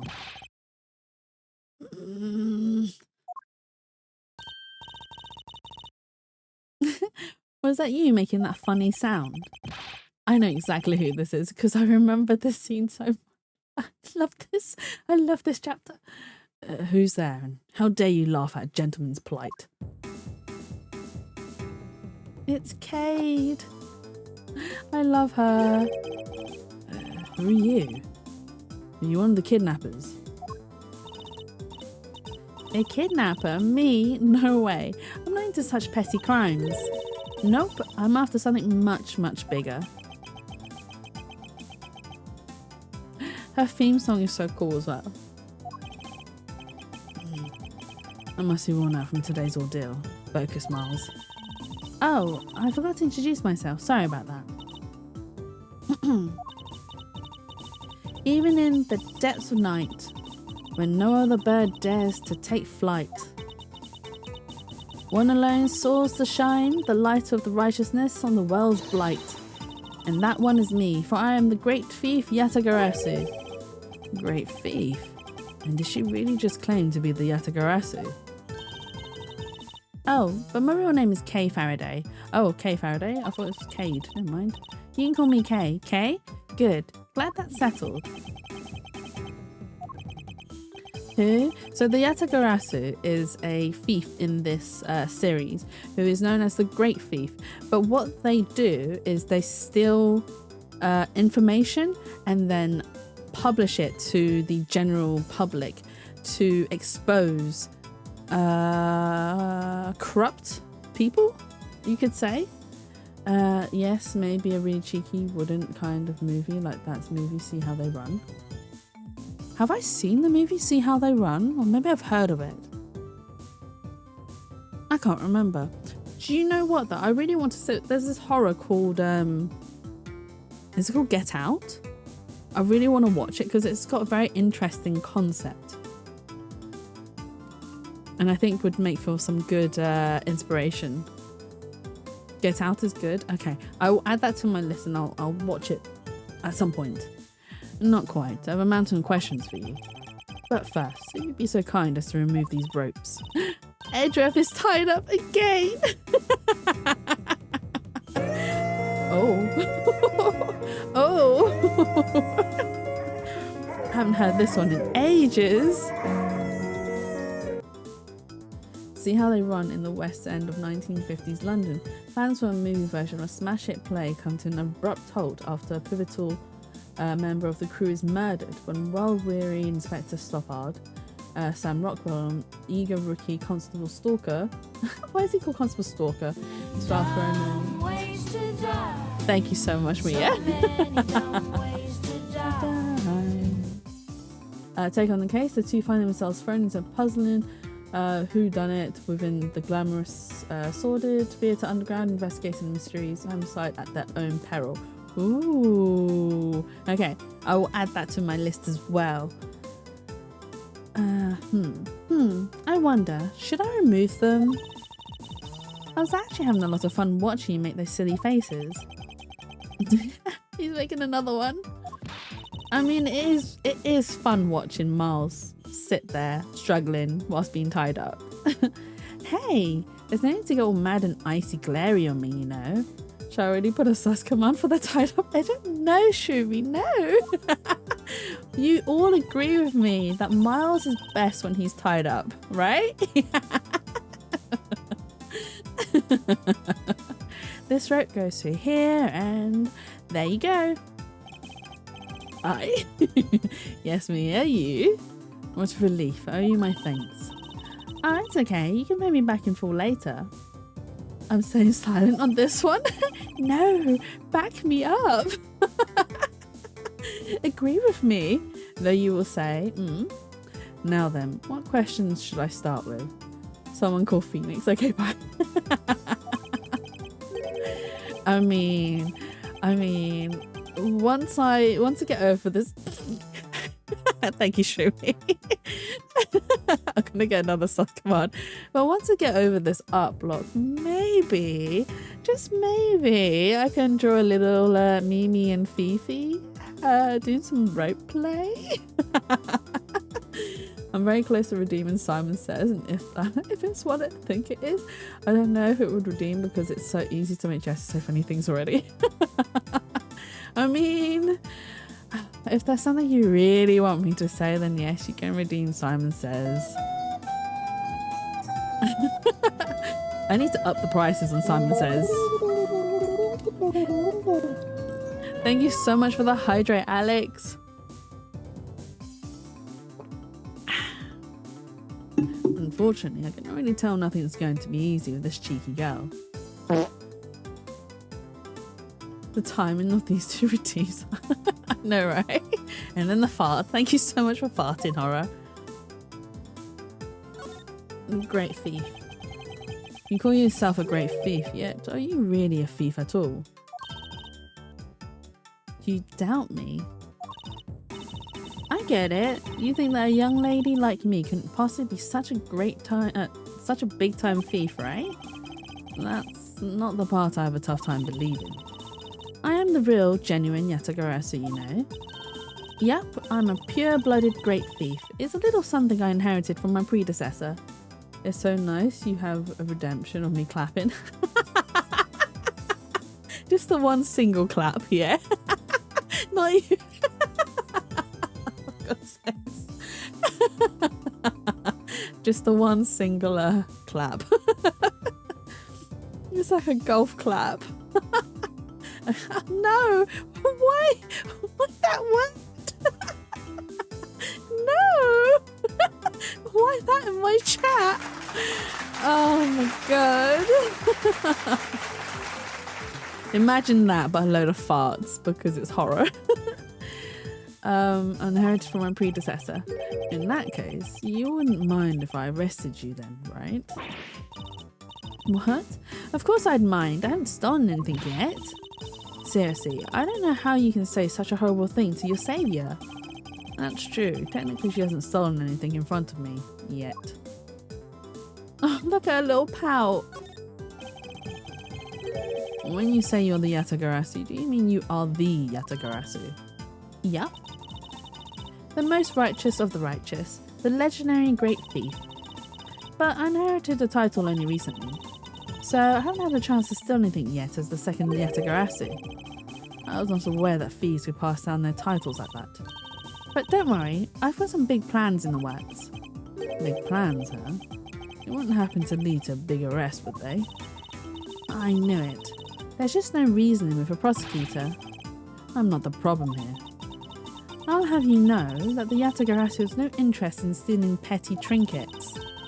There's one thing and only one thing I want to steal. Only one thing. And what would that be? But that's going to have to wait until we find our way out of here. Well, at least there's one thing we agree on. I'm sure I'll have plenty of time later to learn more about you. So, you never told me what your name is, Mr. Prosecutor. I guess not. I'm Miles Edgeworth. Aha! Now I remember. How can you remember something I just told you? She sure is cheery. Alright, then Mr. Edgeworth, let's get out of here. Oh, sorry, my big head's in the way. She's trying to unlock the door. My name is Nanya. Nanya business. Yeah, Nanya business. It would seem that we are locked in from the other side. What? No way. I don't hear you. La la la. Okay, do you remember where you came in from, right? It looks like that might be our only way out of this room. Whoops. Slight miscalculation. That's a good height to make an entrance from, but I can't jump that high to make an exit. I suppose we have no choice but to look around and see if we can find any other way out. Dun dun dun dun. Oh, is there a phone on the floor? Oh.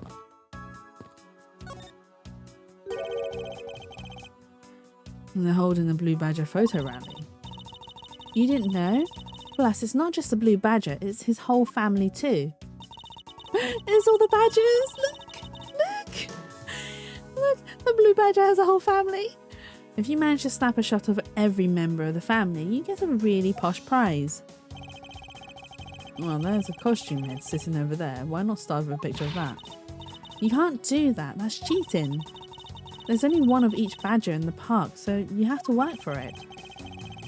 A whole lot of them. Where are the mushrooms and snake? There are no mushrooms and snake, horror. There's not that type of badger. Speaking of badgers, there was one sitting against a wall in the haunted house. Seriously? But somehow I don't think that one counts, Mr. Edgeworth. You have to take pictures of the costumed ones walking around the park. So those are the rules of this game. How quaint.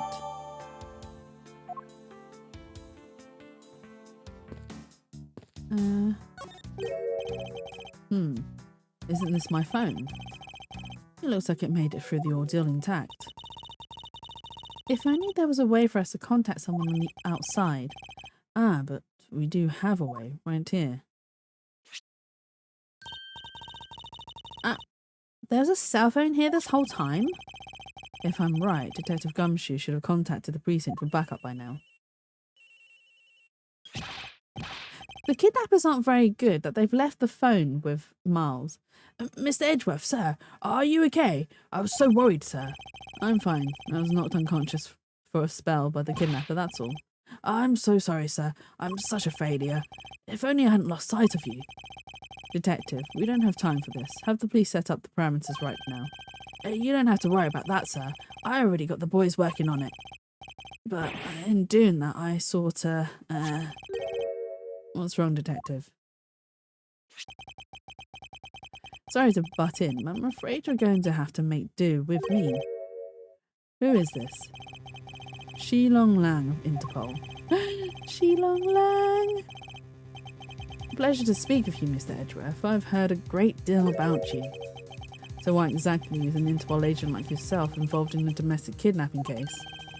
Don't sweat the details. A crime's a crime, whether it's a local or a global scale. Besides, you're the one who's in a world of trouble. And why would you say that? Lang Shi says the pack that runs together stays together. You catch my drift? He caused quite a ruckus by running blindly into a situation and then getting caught. You should have contacted the police from the very beginning. I'm sorry that this happened because of a lapse in judgment. However, I humbly request that you please help me out of here post haste. Sorry, no can do. What? We're hunting the kidnapper now and I haven't got any hands to spare. As I said, my pack moves as one. You're the one who wanted to go it alone, so good luck to you, Mr. Prosecutor. Oh, and once we do catch the kidnapper, rest assured, we'll come find you, eventually. You... What's wrong? Did you get cut off? No, my phone ran out of power. What? So yeah, he's not saving Edgeworth at all. He's like, I'm catching a criminal. You're not as important. We'll come get you when we come get you. No way. It doesn't matter anyway. We should try to get out of here through our own means. Yeah, I have a name to live up to after all. If we put our heads together, we're sure to find a way out. Okay, so we have to find a way out. This is the beam I was tied to. What's up?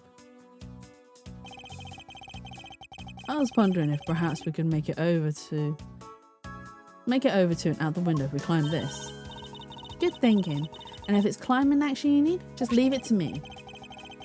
Thanks. This little hood looks like it might make for a good foothold. Up you go, Kane. Good luck. Count on it.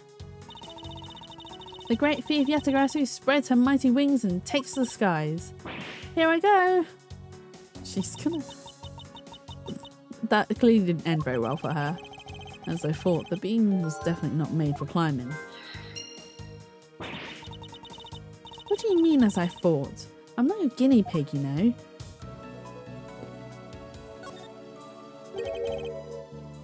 What is this? Looks like the Bad Badger and it's looking as bad as ever. Looks like a costume head to me. I guess the Bad Badger's costume is, at the very least, a two-piece, huh? The real question is, why is only the head sitting out here on the floor?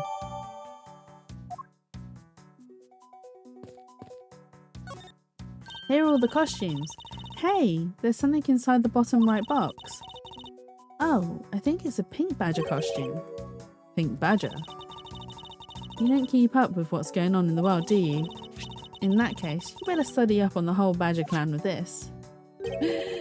Ta-da! So we've got the Proto Badger, the very first Badger. You got the Bad Badger, a vile criminal with a gun. Blue Badger, an ally of justice who keeps the peace. And Pink Badger, note her unique pink bow. What is this thing?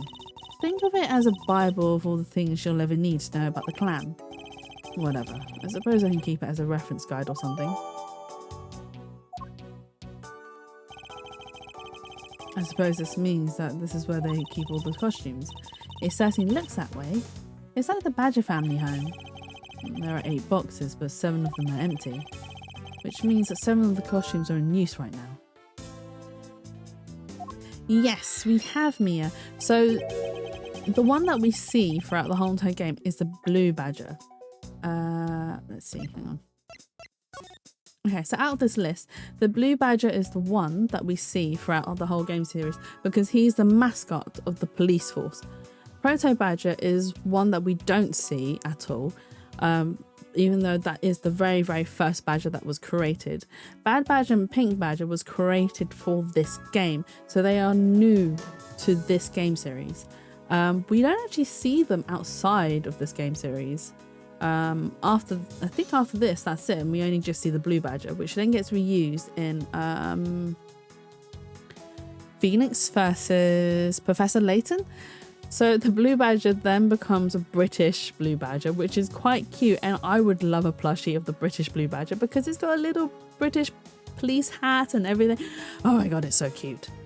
And unfortunately, I can't play that game. Well, I could. I'd have to look for an emulator. Or... Those are weird looking badgers. They're so cute, Twirly. I love them. I think they're absolutely adorable. Like, I know a lot of people don't like them, but I absolutely love them. I think they're so cute. So yeah, I'd have to look for an emulator to play the Phoenix Wright versus Professor Layton, which is a good game because it does a very good mix of Phoenix Wright's case investigations plus Professor Layton's puzzles. So I've played both series and I do enjoy it. Wait, there's a Professor Layton. Yes, there is. Shumi, there is. And the music in it is just, it's brilliantly perfect. They look like something from Poppy Playtime. I mean, I wouldn't be surprised if they were. Actually, I don't know. Maybe it's the other way around where Poppy Playtime is inspired by the Blue Badger. So I don't know the time frame in which they were released. But yes, there is a crossover game, and this is the only one. So it wasn't very popular, and despite that, right? So when I had to go look for it, and I bought a secondhand copy. I actually paid like 30 quid for a copy, which is quite expensive because it is as close to brand new price. But I was willing to pay for it because I was just like, right, I'm not going to find it anywhere else, so I'm just going to buy it. Oof, yes, big oof. But it's okay. I really enjoyed the game. It was a lot of fun. And yeah, if I find an emulator or find a way to connect my my DS to maybe the video capture card or someone, right? Or someone, because they've produced a cartridge reader for like the old Game Boy games. So if they produce one for DS cards, then I can play them on my computer and we can stream it and then we can enjoy it all. But that one's a definite spin-off where it's unrelated to any of the timelines. But aren't these blue badgers the mascot of the police force? Well, I heard that the police had a hand in sponsoring this theme park. Probably because the Gateway Group owes the police from all those cases they solved. And they have all the power of the state and they use it to make a theme park. It's not just any theme park. They have a handcuff-shaped double-looping roller coaster. That's quite enough. I'm feeling woozy from just the thought of such a thing. I won't rest until I've inspected every suspicious looking nooking cranny. Oh, it's a key. There's a key. And what have we here? Ah. Why do I feel laser-like stare aimed right at me? Did you want to take a look? Well, don't mind if I do. Oh, I see. Yes, this is definitely a key. I'm sure it's a key to something. Yes, it is a 3DS game. The something is what is relevant to my interest. Can we check the boxes? Look, it's a blue badger. I suppose even this thing can be popular with women. My nemesis. What in the... Why is she beating it up? He's got the word badge right in his name. That nothing but bad news for someone like me. And to think he's out there wandering around in this park. I better be careful. He's going to arrest me by the power of his name alone. I somehow doubt that the blue badger has the power to arrest anyone. Bad badger!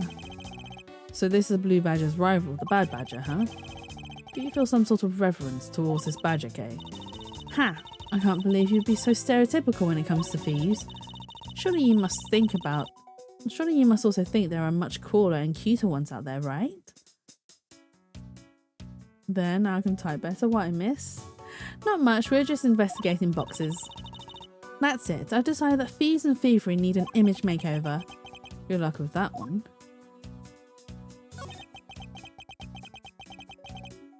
This is what the blue badger I met at the main gate. Excuse me? What? But his name is Proto Badger, not Blue Badger. He's based off of the very first design created by the local police chief. You know, when you compare the two, the blue badger looks a bit cuter. I suppose he I suppose as he continued to redesign him, the chiefs managed to make him cuter and cuter. Even humanity has come a long way when you think about how much we've evolved. Are we comparing the blue badger to humans now? Apparently we are. Let's look at this box. I suppose this is the pink badger, but since it has the same design, doesn't it seem forced to call this one a female? You think so? I mean, just look at how long her eyelashes are. That's the only difference. And the fact that she's pink. Yes, and her lips are red. See, lipstick. What, she has nothing to say about the giant pink ribbon, or is that too obvious?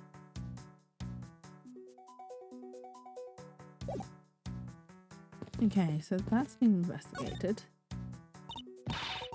Man, why did I have to put the window so high up anyway? How is a thief supposed to make her dare and escape? I suppose we can make our way out of... Oh my god, I suppose we can make our way out if we were able to climb on top of these lockers. Haha, that's pretty clever. You make a good thief yet, Mr. Edgeworth. Please don't ever place my name and the word thief in the same sentence again. Let's see. I wonder if I can jump and grab the top of the locker here. Oh bless her, at least she's trying. Man, why'd I have to make such ginormous lockers anyway? Even if we wanted to use these lockers, we need some sort of foothold. Okay. Maybe we can use this paint to help us escape. And what exactly do you have in mind? Well, we could paint help in really giant letters. And who, pray tell, would see these giant letters? We're inside a building. Okay, then how about we light the paint on fire and send out coloured smoke signals? Anyone who saw it would think some crazy arsonist was about and call the cops. Actually, they may not be great for me, seeing as I'm a thief and all. Let's try to find something other than this paint to use, shall we? Have I seen everything in the room? I think so. Okay, well, let's piece some logic together. Lockers, costumes, the being tiny key. If we can get to the top and escape, only some footholds. Maybe the lockers and the beam is connected. Watch it not be connected. No. Not exactly a shining example of the perfect line of logic. Whoopsies. It seems that the costumes of the Badger family are kept in isolation room. Maybe I had something somewhere in the room with this key.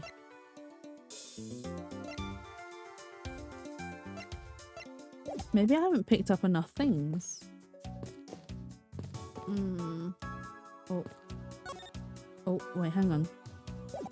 Oh, wait. The kidnapping? We can talk to her about that? Do you know where the person who kidnapped me went?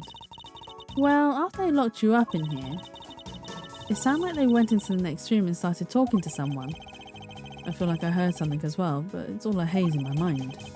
However, I do recall that the kidnapper was talking with someone. It was just a guess before, but I guess I really am dealing with two kidnappers here. After that, they left. It almost seemed as if they were done with you. I suppose that is the case, as my kidnapping seems like an afterthought to the 1 million. Well, if they went into the next room, let's see what we can find out through the slot. Okay, can we look through the slot? We can! It's a peeping hole! Oh, we can peer into the room the kidnappers were in from there. I won't rest until I've suspected every suspicious looking... Oh my god, I can't say that word. I won't rest until I've inspected every suspicious looking nook and cranny. That's a very hard sentence to say. What do you mean, perv? I was just stating facts. It's a peeping hole. It's a peephole. Which reminds me, right, so you know front doors and you got the little peephole so you can see outside. So we've got one on our door. However, that peephole is very pointless because on either side of the peephole are frosted glass. It's like why did you, Mum, why did you pick a door with frosted glass?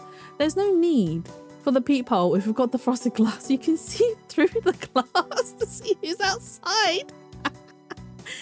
It's really silly. My mum's logic. You don't have a peephole? So do you just have to open the door and hope for the best? Or do you pretend you're not home, Pierce? Because that's what I do. I pretend I'm not home half the time. Imagine if eyes make you say, that would be a horror, Mia. This is no horror. This is a wholesome stream. Well, wholesome-ish. Is that what I think it is? I have to face reality. Oh no. Pierce, I'm sorry. The reality can hurt, unfortunately. It's tough to face, but we must face it in the end. Hey Faye, how you doing? Hope you're doing well and hope you're having a lovely weekend so far. I did see that you're doing a study stream at the moment, so I hope studying is going well. It looks like the kidnappers had an escape tunnel prepared just in case. That's awesome. They're like a bunch of great thieves themselves. No, they're not, because I highly doubt they made the tunnel themselves. The floor panel was removed and propped up against the beam in a very specific way. I think this building was originally built with a basement or underground area. Yes, there is a daily thing. So unfortunately, the very first one that you redeem is a tax payment to the king's coffers. So your next one you get to keep. I could open the letter slot. I like nearly want to peek out of that. Oh god. Pierce, that sends a really bad image into my head. Oh no. Bad chat too. That's a bad image. Oh no.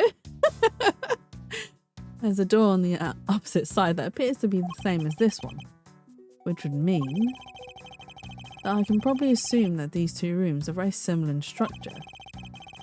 I believe I have just found our ticket out. Dun dun dun. How do you do the daily thing, Jatsu? I may want to borrow it. I will. So I have a bot that does that for me, and I can explain that to you in Discord because it'll be easier. Yes, I will explain and show you everything in Discord. So I'll do a brief explanation. So a lot of people who stream use things like StreamerBot to help manage their like commands and stuff. Unfortunately, I can't use StreamerBot because I use Mac. So instead, the alternative for me is Firebot. Yeah, I didn't think that through, did I? No, you did not, Pierce. You did not think that through at all. And you gave me ammo.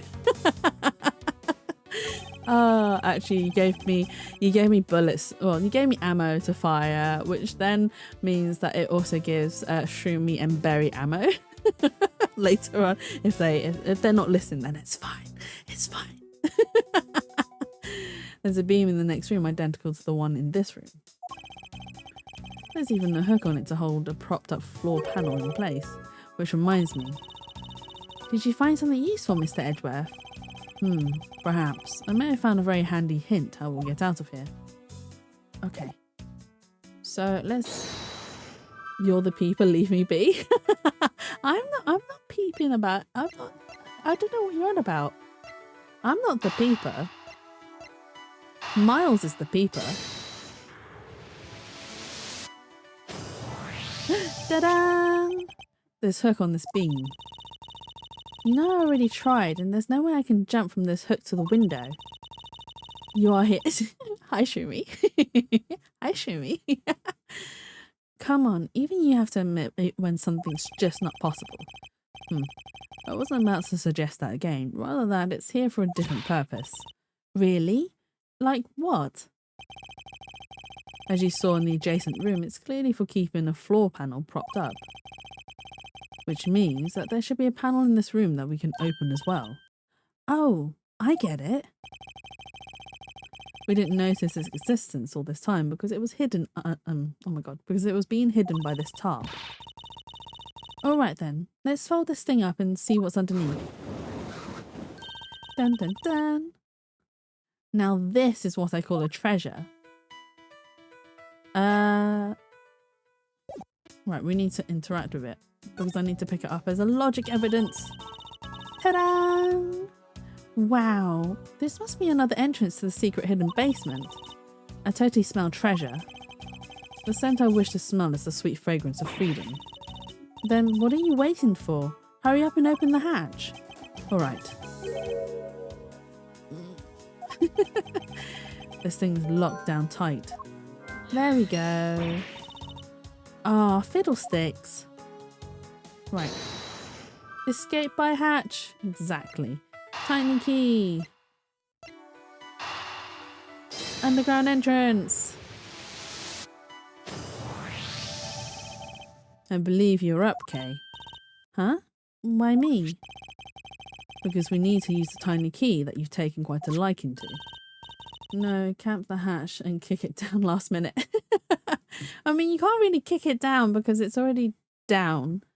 So we need the latch. We need the hatch up, not down. Ah, gotcha. Just leave it to me. Oh my god, that reminds me. So I had to... Oh, this is gonna sound so stupid.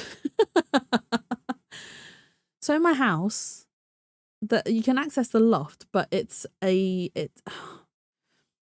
one of them doors that has like one of those like keyholes. When you put the key in, unlock it, and then the hatch drops down, and then there's a ladder that you can pull down and everything. But anyway, so I'd completely forgotten that was how to access it. And it took me ages wrestling with the hatch door to try to get open, forgetting that there was a key that I needed to use for it. So once I figured it out, I then managed to unlock it, bring the ladder down, go up and do what I needed to do. Jack a piece of the ceiling. Exactly. It's the best place. I'm only kidding. And the thing is, all right, I'm really scared of heights, and climbing a loft ladder that's right next to the stairs is not ideal for me. I was absolutely, for lack of a better term, I was absolutely shitting myself trying to climb up. My loft is constantly open. I mean, wait, do you have like a loft conversion, Pierce? Is that why it's constantly open? So anyway, so I climbed up, like I psyched myself up to climb up. That took me forever as well. And I was like, oh my God, it's too scary. And as soon as I got up there, it was absolutely pitch black. And I was like, oh no. So I had to flash my torch around, just to look around, just to sort out what I need to sort. I was just like, I don't like this. And then I had to climb back down. And then obviously you climb back down. You have to put the ladder back up and then close the hatch. I could not for the life of me push a bloody ladder back up. I spent like a whole entire, like probably almost 2 hours wrestling the damn thing to push it all the way back up because I'm not the tallest. I even had a step ladder to help me and I was still not tall enough. It's just like, for God's sake, go back up, will you please? Absolutely, like horrifically spending 2 hours trying to push goddamn step ladders or the sliding ladders to the loft, back up into the loft where I was not tall enough to do so. So it kept on coming back down into my face. Just like, for God's sakes, please. And then I finally managed by using... So there's also like a pokey stick thingy that you use to pull the ladders down. So I managed to use that and angle it correctly and push the damn ladders back into the loft. And I was like, oh, thank God for that. And then close the hatch and I was like, right, that's done. I'm done. I'm never going up to the goddamn loft ever again. Nope, it's just a dingy ass loft with a little hole in the roof too. Oh my God, no, not a hole in the roof. That just lets out all the hot air, Pierce. Your house must be cold. Or your apartment, whatever you're renting out at the moment. It's got to be freezing. And thank you for the clown horror. Yes, I was an absolute clown and mug. I love the tense feeling of these moments when you're about to uncover something big. I believe the feeling of freedom would be much more satisfying right about now. All right, I got the secret door open, and now... wait. Where? Too much time passed before that sentence. What sentence? The hole in the roof? What was she thinking? I know, right? No, I'm living with my dad. Ah, that's fair enough. I mean, I live with my parents, so, you know. The game sentence, sus. What, wait, what, there was no pause. I mean, if you think, right, the sus command is open to anyone and everyone. If you find that what I've said is sus, you may add to it. You may add to the sus. And then if we reach 500, then I'll have to do a sus recording. A sus voice ASMR. Just for you guys. Are you alright, Kay? I'm fine. The ladder just slipped is all. Here the thing is, Kay doesn't really do this whole thinking thing. Yeah, exactly. She just jumped in with both feet. she's like, hey, Geronimo. Just like me. Oh no. I mean, sometimes you just gotta. Sometimes there's no point in thinking about it. Just jump in with both feet. Deal with the consequences afterwards. Thank goodness she's all right. I'm about had a coronary. Is that what he said? I'm about had a coronary? Yeah, I'm about to have an heart attack. There's a lot of really large machinery down here. What about an exit? Cannonball! Could have fallen 100 feet. Exactly. I'm sorry, Mia, about the ads. Unfortunately, if I don't put them on, there are some pre-roll ones, and they're so annoying, and I can't get out of it, and I have to do at least 3 minutes per hour. If I could have my channel with no ads, no pre-rolls, no nothing, I would absolutely like put them in. But unfortunately, Twitch requires me to play at least 3 minutes of ads per hour, and I'm just like, ugh. It's really dark and cramped down there, so I really doubt there's an exit. I can't believe that happened. You have only yourself to blame for leaving before you looked, you know. No way. I mean, how was I supposed to know that the ladder's removable? Wait, if the ladder's removable, then we can stack it up against the lockers, right? Ta-da! I figured out how we will escape this prison, Kay. Oh? So, how are we going to bust out? It seems that your reckless actions were of use after all. Are you actually praising me? More of a thank you for giving me an idea regarding this ladder. The underground ladder? What about it? This ladder isn't just for those who wish to go down. Oh, I see. If we use this... Yes, I believe it's long enough to reach the top of those lockers. Well then, what are we waiting for? Investigation complete. Jatsu is smart. Alright, now we can get out of here. Yes, we spent entirely too much time in here. Kidnappers who held me hostage and a mysterious Interpol agent. This case is only getting started, and I'll be the one to bring it to a resounding end. Jetsu very smart. Oh man, I wish I was extremely smart, but I'm not, unfortunately. A lot of it's all dumb luck. Exactly. If you think too much, we end up like Edgeworth, and that's a no-go. I mean, Edgeworth is learning to let go a little bit more.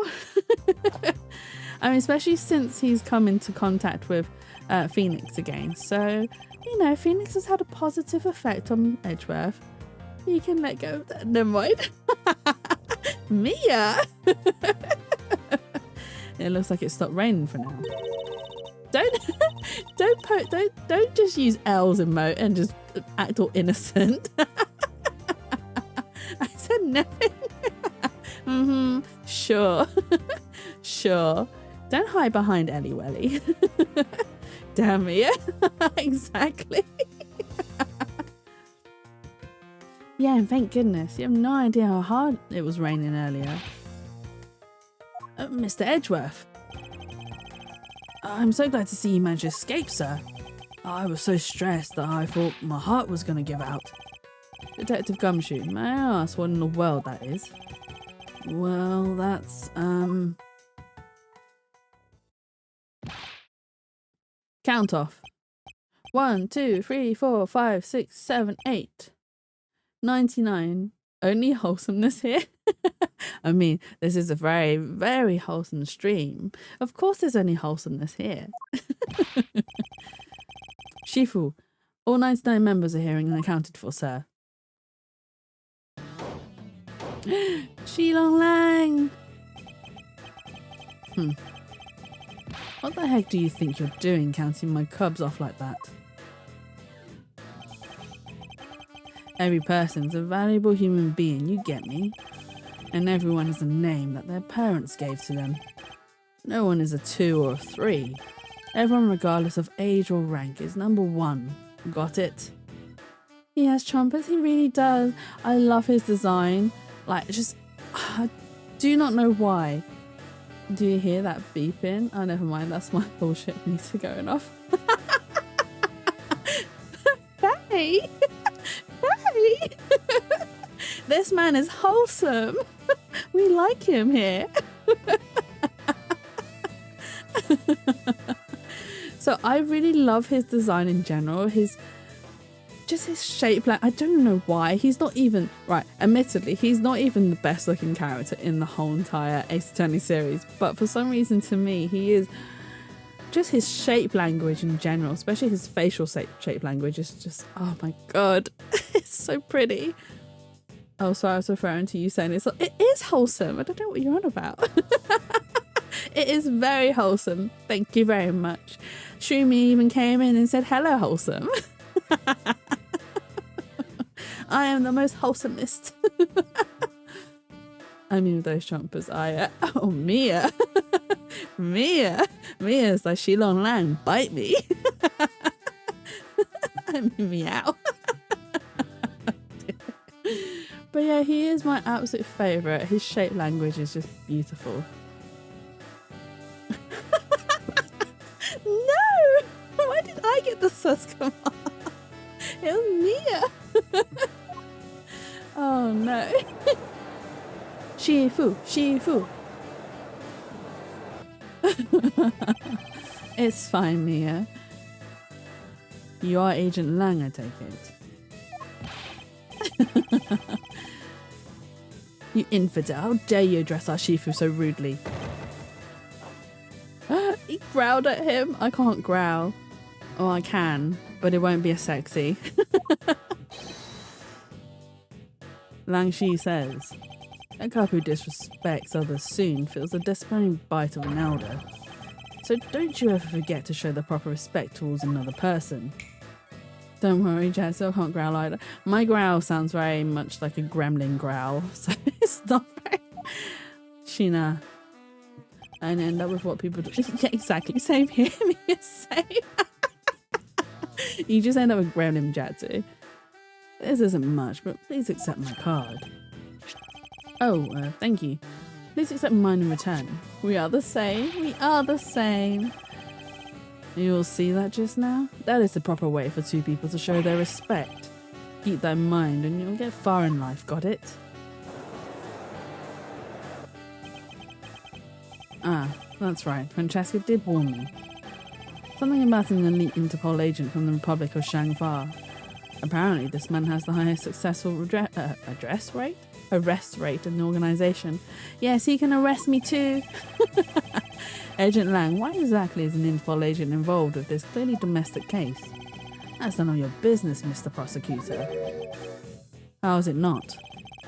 I've heard a rumour or two about you. You solved a murder that occurred during your flight home recently, right? Huh. You sure took a while just to arrest one little flight attendant. How pathetic. Her brain's light bulb finally lit. She's a Von Karma's kid. Yes, Francesca is the daughter of Von Karma. How dare you say that, Mr. Edgeworth? Are you saying you could have solved it faster, pal? The comedic relief jumps to the aid of his master. How cliché. Look, what I'm getting at is that if I had been there, no one would have died. He's so hubris. I would have solved the entire case and Agent Hicks would still be with us here today.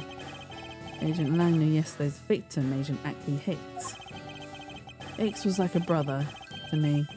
So now I'm out to take my revenge. Agent Hicks was investigating a smuggling ring with Francesca in the third person. This must be the man she was talking about.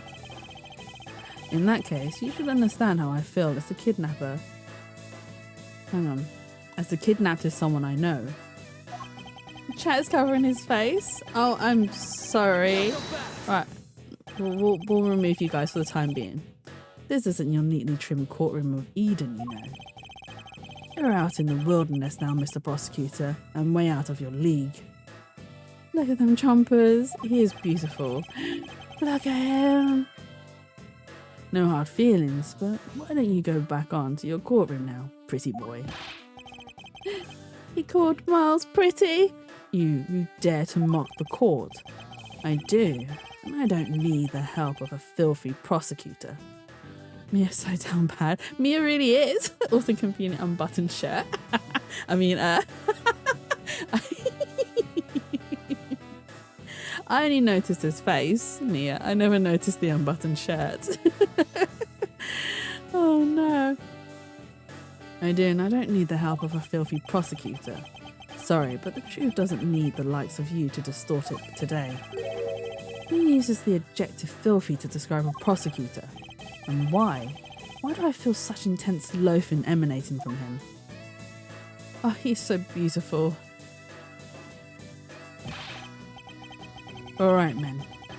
Good job on the parameter around Gatewaterland. Now just find me the kidnapper and bring the punk to me. I mean respectfully. Dismissed. Sir! Right, it's been chat back up. Now then, Mr. Prosecutor, you just sit tight here and don't cause any trouble. Understand? Wait.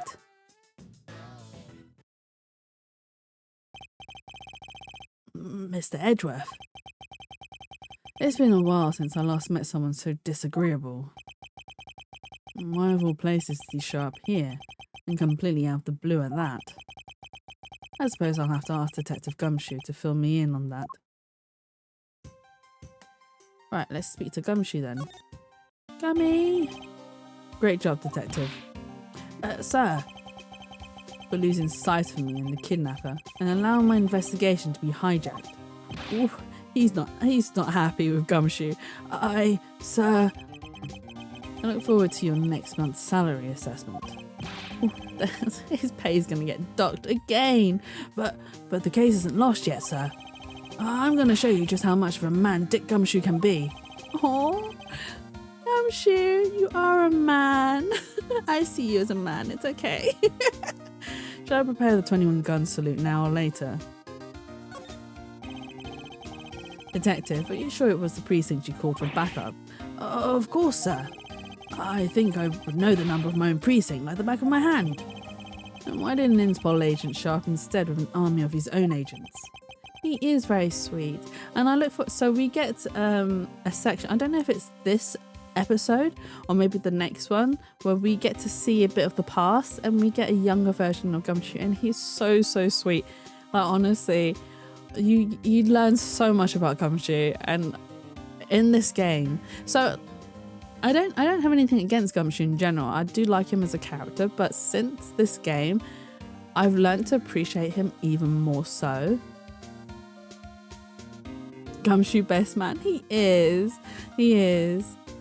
That I have no idea.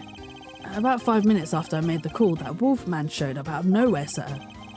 Agent Lang definitely has an agenda, so the question is, what is he after? Seeing the amount of loyalty. I mean, yes, he's very loyal to Edgeworth. Like, he would... Okay, I say he would never betray Edgeworth, but he kind of has in the past by helping Phoenix. He's betrayed Edgeworth to help Phoenix. But I think that's okay because, you know, Miles and Phoenix, they're an item. It's fine. A little bit of betrayal between the couples, it keeps the relationship on its toes, right? Mr. Edgeworth, I was wondering if I may ask about one thing, sir. Yes, what is it? Who is that? The girl over there, I mean. I'm Mr. Edgeworth's assistant, Kay Faraday. What? We'll call it boyfriend privileges. Exactly. Now Gumshoe's just adding some spice to the relationship. Exactly. he's bringing the flavor to the relationship. I'm not gonna say anything. Oh really? You're not? Are you sure, Mia? Are you sure about that? You're really not gonna say anything? No, nothing. Besides, Phoenix and Edgeworth are basically the same person anyway. I mean, kinda, yeah, but Miles is like the grumpier version and Phoenix is like the go-lucky. So they're like, well, yeah, Miles is like the grumpy cat version or grumpy cat energy, and Phoenix is like the golden retriever energy until he becomes Hobo Nick, and Hobo Nick's like a completely different energy. What? Funny, I don't recall making you my assistant, Kay. Yeah, I'm Mr. Edgeworth's assistant. Me. It's been like that since forever. Sorry, but I just stole your supporting role. How can you say something so serious with that giant grin on your face, pal? Mr. Edgeworth, we've got a thief on our hands, sir. She stole my role, sir. I'm taking her in, getting her convicted and making sure she serves out her sentence. Oh, come on, it'll be fun, like musical chairs. You better stay fast on your feet. No way. Oh, same person, like as a couple, they're just stuck at the... Oh, I get you now. I get you. I understand now. They're peas in the pod. I won't. I will not lose the spotlight to you, little girl. Oh, poor Gumshoe, so threatened. Right. It's a cat. But we can't pet it. Oh, can we? I doubt I'll find a clue in here, but I might as well check just to be sure. This barrel sure is heavy. You there, do you know what's inside of this thing? It's the emergency water supply for putting out fires. I see. Well, they certainly are well prepared.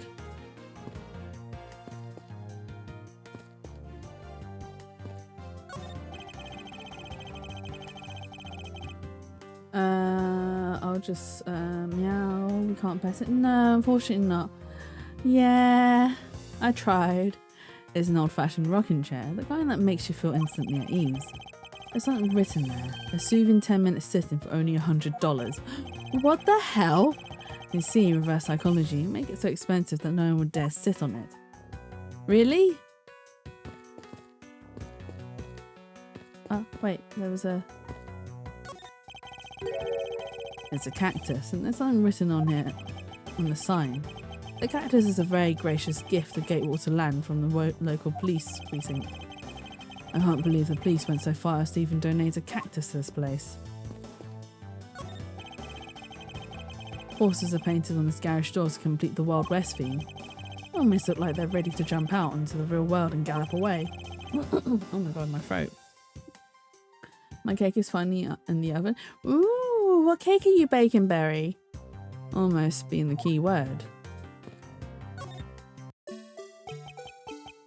It's the Badger theme song.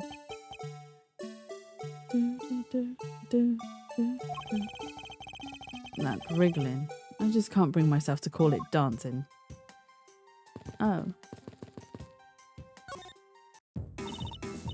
Man, I can't calmly do any stealing at all with that detective around. I suppose it's not easy when there's this many members of law enforcement in the vicinity.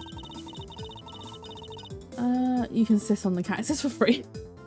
I mean, you can, Horror, if that's your thing. I'm not going to stop you, you know. Like, if that's where you get your soothing, chill time enjoyment from, then be my guest, you may sit on the cactus. It probably won't be ready until tomorrow, as it says to keep it in the fridge overnight. Oh, you're making a milk cake. That sounds really good. Yes, cake for all. Anything is a chair if you're brave enough. No comment there. The storm's getting way worse now. I'm really sorry, Mia. I hope you stay safe. If I can find you, I will. I'll just yell out Mia and Horror until you come running. I reckon need to venture out to secure more stuff. Go, go, go. Wait, why is that sus? What did I say that was sus, Horror? It's alright. It's not like I'm in a hurry to steal just any old thing. Which is it? Do you plan to steal something or not? The tone was sus. What did I say? What tone? Quite the mystery, this one. Maybe I should talk with her a bit more. So, what are you going to do about your investigation into the kidnapping? Good question. Since Agent Lang holds authority to investigate this case now, this makes things a bit more complicated. Oh, come on. You can't let that stop you. I'll even lend you a hand, so let's go. But you're a self-purported great thief, are you not? I don't believe I can let someone of an unlawful nature participate in an investigation. You don't like to listen, do you? I'm not just any old great thief, I'm the Yatagarasu. And as I said earlier, The Yatagarasu is after one and only one thing. What is this one and only one thing you're after? The Yatagarasu is only interested in one thing, and that is the truth. I see. It was 7 years ago.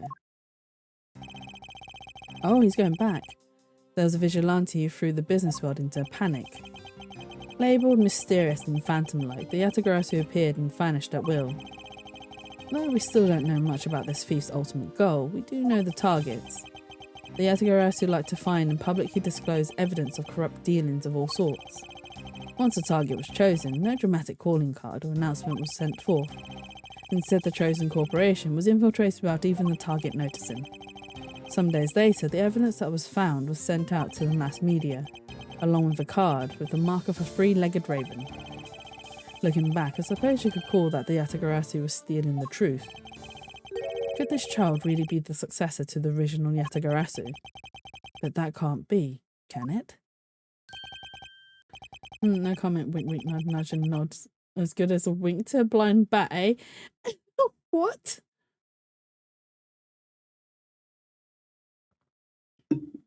I don't know what tone of voice you heard me say.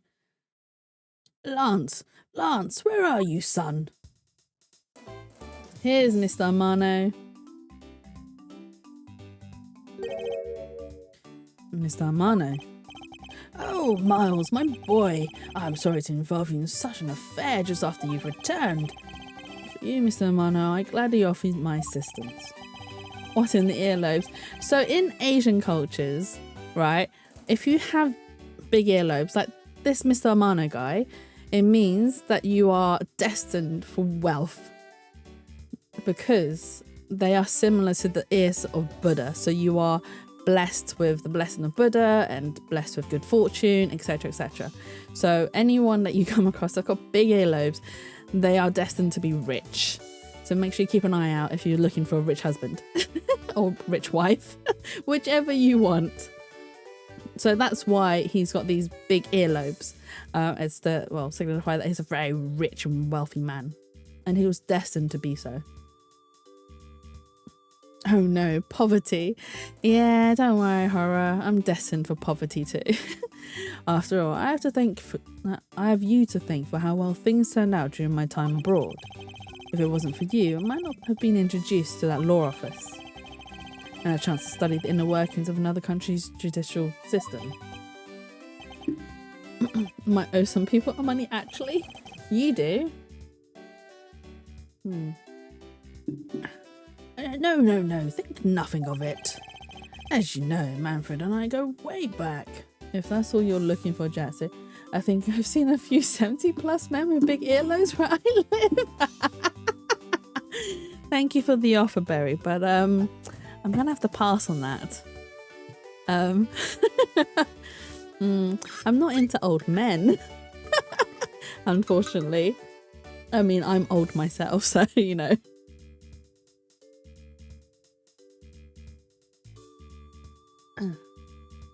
My Morpheus form doesn't have any ears. Use all of the real estate for eyes. And teeth. Eyes and teeth. So you got plenty of eyes and teeth to spare. Oh, that would be so disappointed. Oh, I'm sorry. I don't mean to disappoint all the old men out there. As you know, Manfred and I go way back. I consider a beloved disciple of his to be like one of my own blood. If you ever want to go overseas again, you need only to ask. I can use my company's fast network to send you anywhere at any time. So, who's the old man? He's the father of the currently kidnapped Lance Amano, Ernest Amano. Now then, have you found Lance yet, Miles? Please, I miss my poor boy dearly. Look at him counting his money, flashing it all like, yeah, I'm rich enough to pay you to get my son back. I'm terribly sorry, but your son's whereabouts remain unknown, Mr. Amano. Ooh, hold on there. Then what happened to all that money? I believe the 1 million has been stolen and that the culprit's now on the run. What? Poor old man. Do you have anything you could give him to cheer him up, Edgeworth? Forgive me, Mr. Amano. I was wondering if you could please tell me the details of the kidnapping one more time. Oh, it was yesterday. A call came to the house. From the receiver came the sound of my son. Help me, Daddy. Why do they always use the word daddy? Oh my god. Oh, I know this is tough, but please stay with me here, Mr. Amano. You don't understand. He hasn't called me Daddy in ages. He kidnapped himself, classic. I mean, he could have. We don't know. It was incredibly moving. I wish I'd recorded him saying that. You definitely should have recorded that conversation. But not for the foolish sentimentalities of an old man. Refresh my memory. What kind of person is Lance again? I will tell you about Lance help you get him back. Surprisingly, a lot can be deduced from a person's relationships and behaviour. Very well then. Lance is my one and only son, and he turned 21 this year. He is very much like me when I was his age, kind and very attractive. I'm sure women simply can't keep their hands off of him. Is there anything else about him you notice of late? Now that you mention it, I haven't been able to get in contact with our butler, Oliver. Your butler? Yes, his name is Oliver Deacon. Is Ernest flirting with Edgeworth? I don't know. I don't think he is. I hope not. I mean, he's saying that his son is like him when he was young. Very attractive and very sweet. So we shall see. I don't really know what his son looks like. You guys are going to laugh. When he was younger. When I was young, I was a handsome thing. Is that what you tell people, how horror you go around? Or is that what you say to your wife? Wifey, when I was young, I was a handsome thing. Sorry. I'm so sorry. Oh god. I sound just like that too.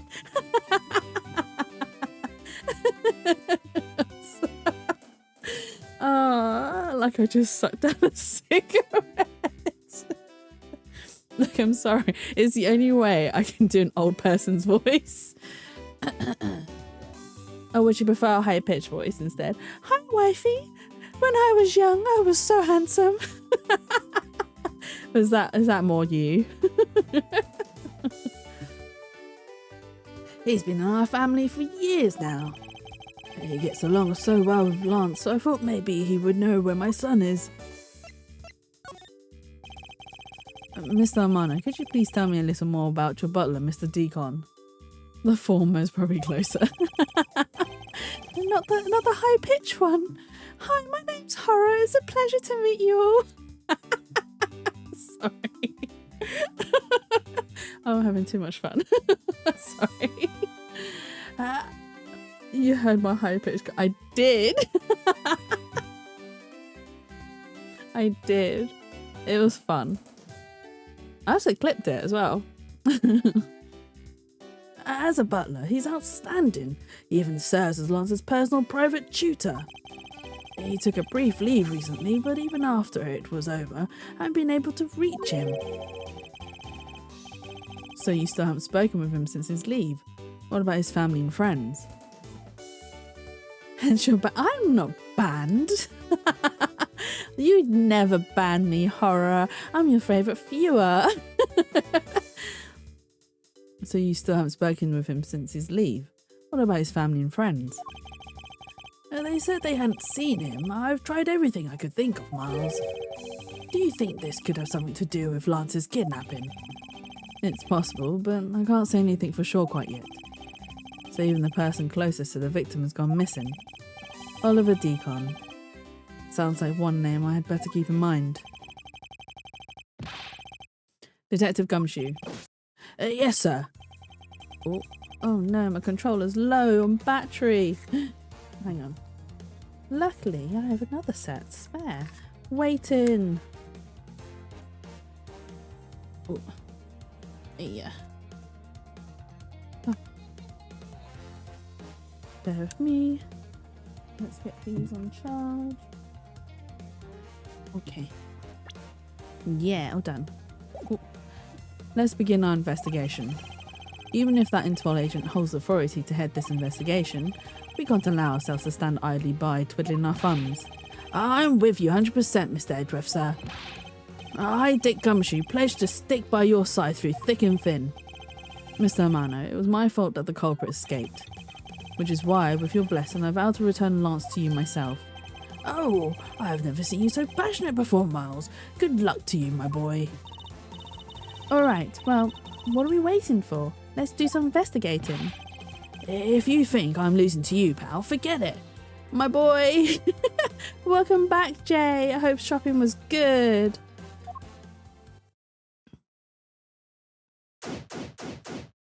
Begin investigations.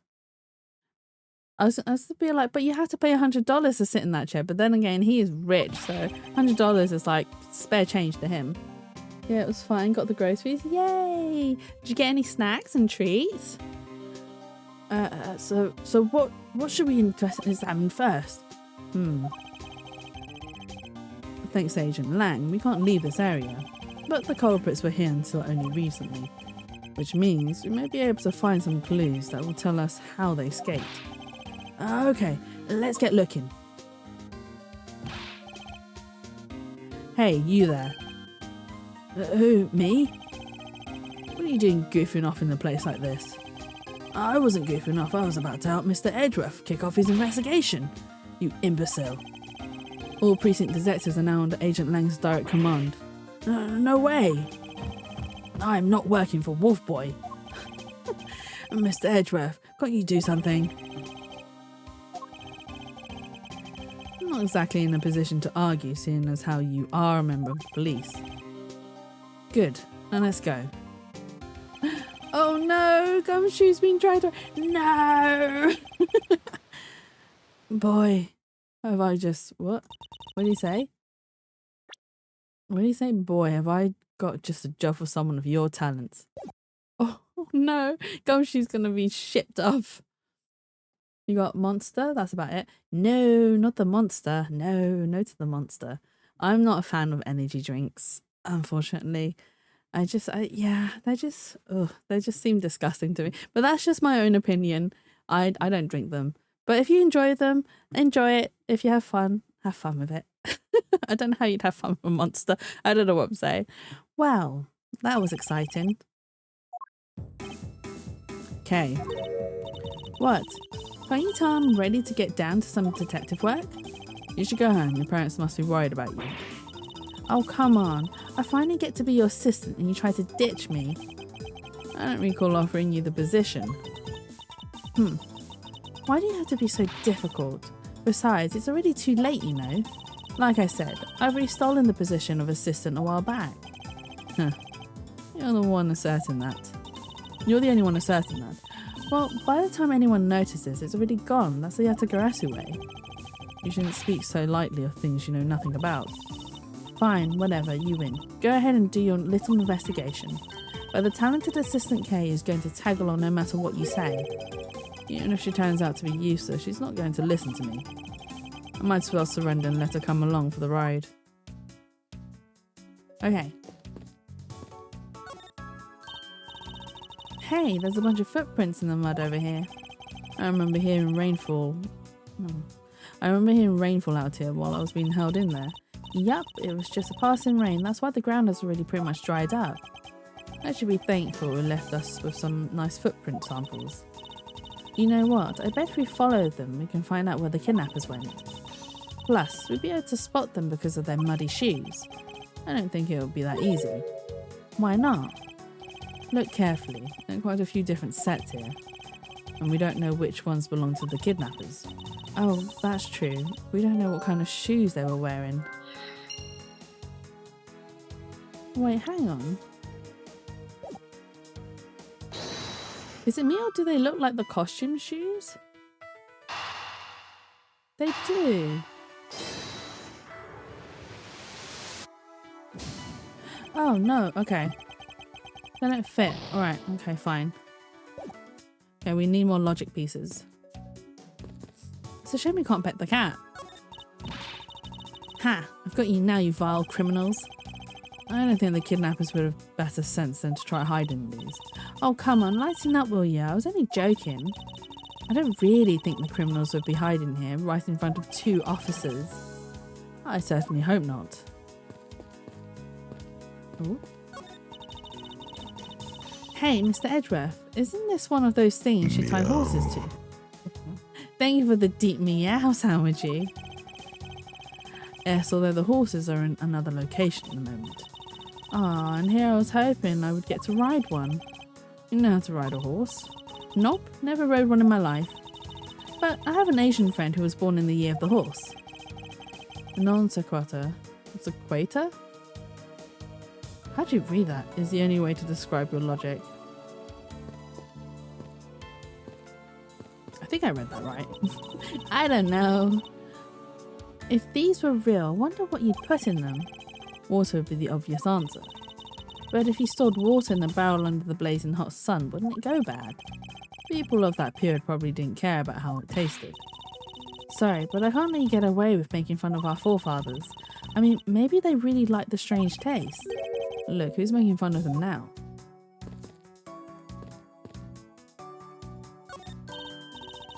Look, there's a blurb about the cactus here. This cactus is a very gracious gift to Gatewaterland from the local police precinct. I can't believe the police went so far as to even donate a cactus to this place. So, is the police department running the cactus farm on the side? Ha, just kidding. They wouldn't do something so silly. Actually, I have the vague impression I've seen a cactus farm at the precinct before. There's a cactus farm? Horses are painted on this garish door to complete the Wild West theme.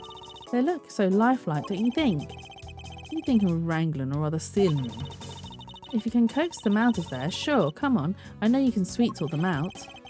I could be holding a cube of sugar in my hand and they won't budge, Kay. Okay, can we talk to this blue badger now that Kay's with us?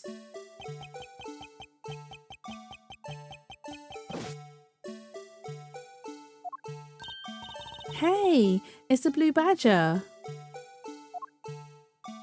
Oh, is she going to snap a picture? Badger get. I really don't understand why she's so excited over this badger hunt. Speaking of badgers, there's a person inside of there. Mr. Badger, I wonder if you might share with me what you saw.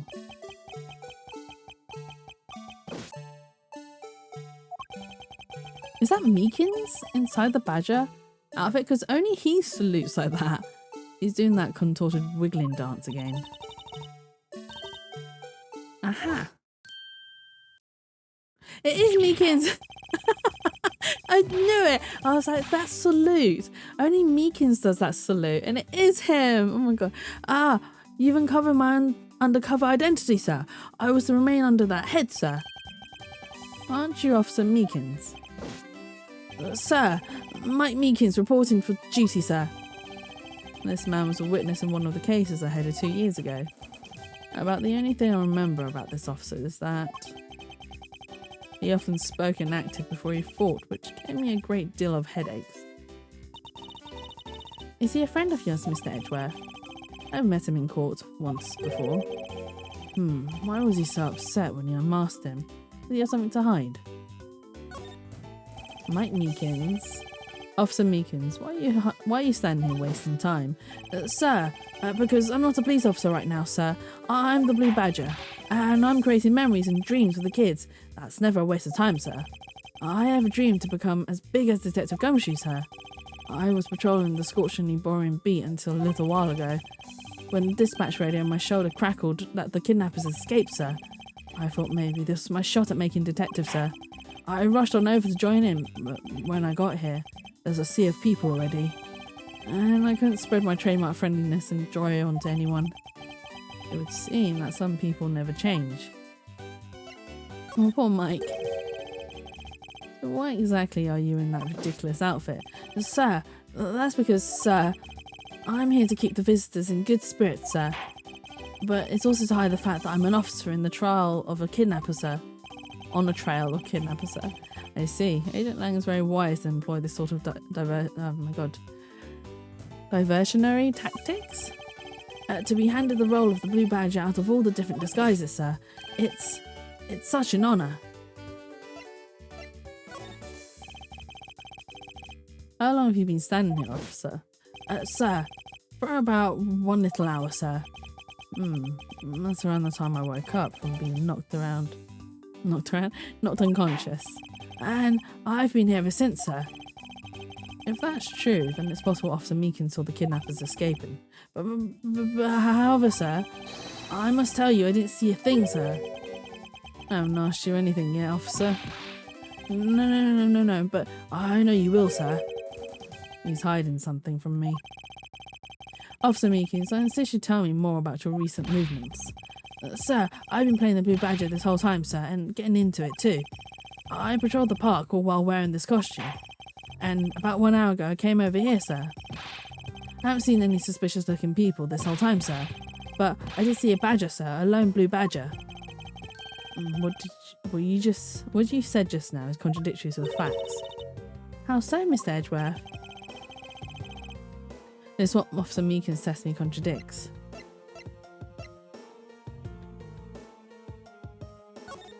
Is it this one? No. This one. Take a picture of every member of the Badger family and receive a prize. There's only one of each of the 4 family members wandering throughout the park. Best of luck. It's this one. Take that! Officer Meekins, let's back things up. I'd like to ask you about your last statement. Sir, of course, sir. If that's your wish, Mr. Prosecutor. This little patrolman will wait as long as I am commanded to wait. You said you saw a blue badger, correct? And yet if you take a look at this, what you saw was not supposed to happen. This park is supposed to have only one of each badger in it. Oh my god. This park is supposed to have only one of each badger in it at any given time. Which means that as long as you are in the blue badger, Officer Meekins, you should not have seen another blue badger wandering the premises. What, sir? Then that would mean that there are 2 blue badgers walking around, but why?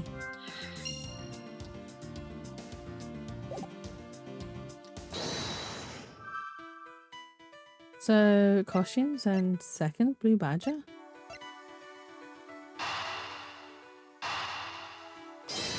Do these connect?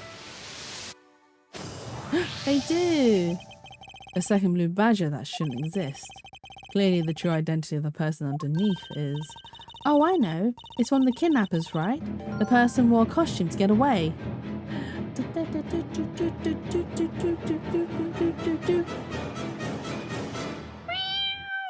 Meow. That was a very terrible meow on my part. Oh dear. But gave me an opportunity to hydrate. You didn't blow in the storm. Yay, Mia is safe and sound. That's what we like to hear. Oh, I know. It's one of the kidnappers, right? The person who wore a costume to get away. Precisely. After all, the costumes that went missing from the storage area are a blue badger, a proto badger, and a bad badger. Yes, those 3. Well, you missed not much. We're just doing some investigation. So we're stuck in this area because Agent Lang hasn't allowed us to leave because he doesn't want us getting in the way of his investigation. So there are 3 phony badgers running around in the park somewhere, huh?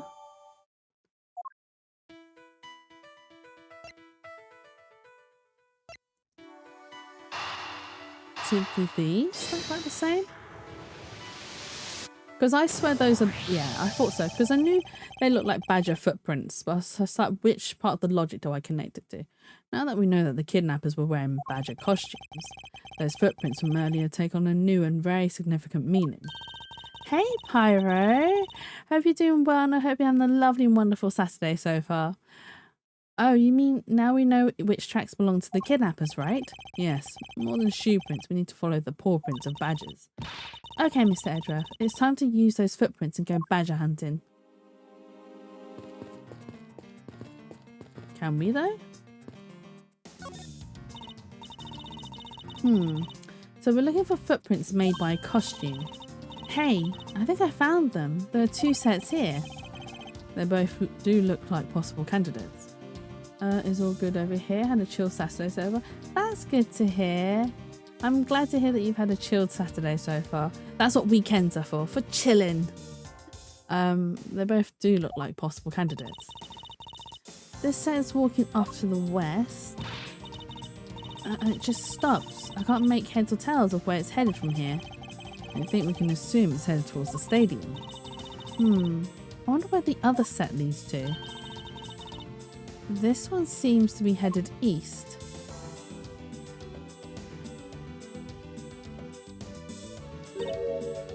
Huh? Quick, Mr. Edgeworth, I've got him. I got one of the culprits.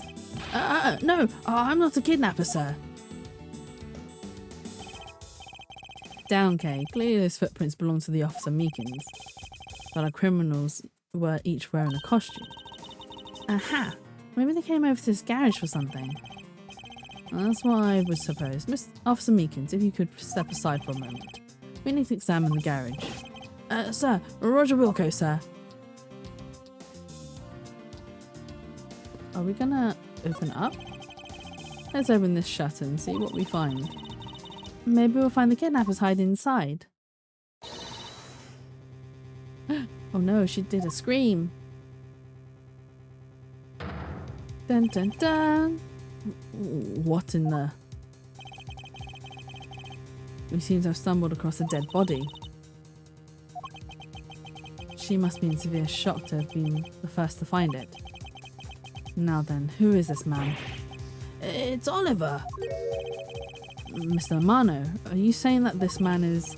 Yes, he's my butler. How could something like this have happened? Oh dear, we found the butler. Indeed, and why was Mr. Deacon here to begin with? I'd best investigate this crime scene quickly before Agent Lang or his men return. The kidnapper's footprints led right to this garage. And right to the dead body. Is it possible one of the kidnappers is now a murder victim? From my cursory examination, I believe this man died of a fatal bullet wound. You sure I can't for someone who just found a body? It's surprising what one can become accustomed to in the span of 2 days. I won't rest until I've inspected every suspicious looking nook and cranny. Well, let's investigate him first. As long as that Interpol agent has control over this case, I'm not going to be able to have a real autopsy done on the victim. I'm no doctor, but let's see what I can piece together myself. There are 2 gunshot wounds, one in his abdomen, one on his shoulder. So that means he was shot twice? No, I don't think so.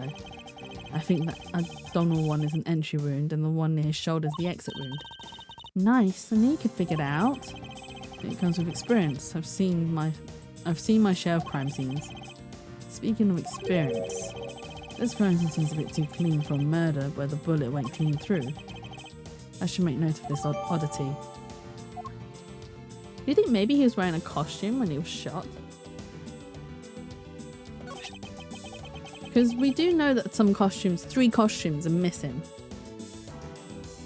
This is an unusually shaped pendant. What is it? Is it something valuable? She seems to have regained some of her composure. It looks like a horse pendant. It's got an antique feel about it and it's really pretty.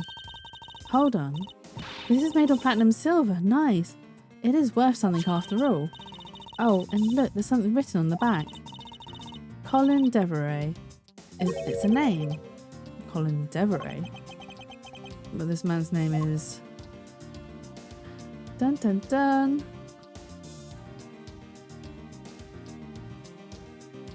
So Oliver isn't his real name. Is he got something in his hand? No.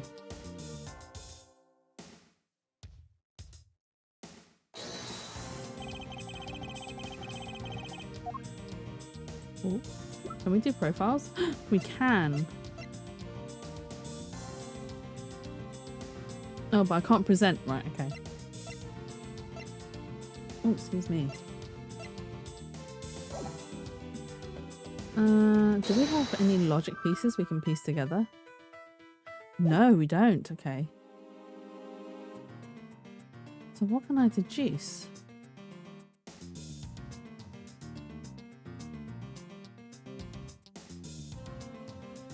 Okay, what evidence do we have? Right. The victim is Oliver Deacon. Bullet entered his abdomen and exit through his shoulder. That's the only thing that we've got. But we also know... So the necklace says his name isn't Oliver. So do I present the picture? Eureka! There's something not right about the name on the pendant. The victim is the Amano family butler and his name is Oliver Deacon. But the name on the pendant is Colin Devereux. I wonder what's up with that. Eureka? That's a new one too. Yeah, so Miles's thingy is Eureka. So like whilst Edgeworth's one, oh not Edgeworth, Phoenix's one is take that and objection. But yeah, Miles's one is Eureka. I wonder what's up with that. I don't know, but I think we've hit upon an important piece of information. Dun dun dun. Investigation complete.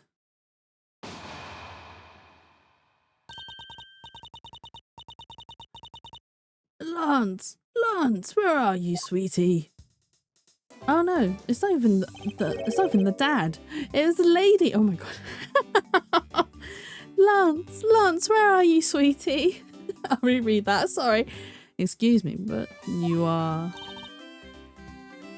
But did she just have a badump moment with Miles? I mean, who wouldn't?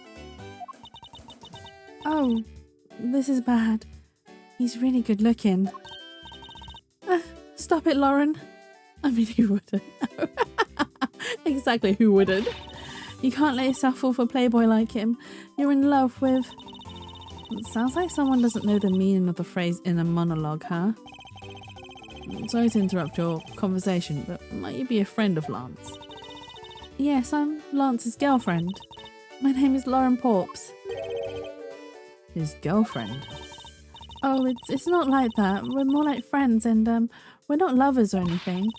We haven't gone that far yet, but I guess that's how people are going to see it, so I should just accept it. I even got this ring as a present from Lance. Swoon. I mean, she's a very simple girl. She's swooning over a candy ring. It's a candy ring. Not to be fair, right? If someone gifted me a candy ring, I'd be like, oh, for me? Oh, thank you. I'd swoon a little bit.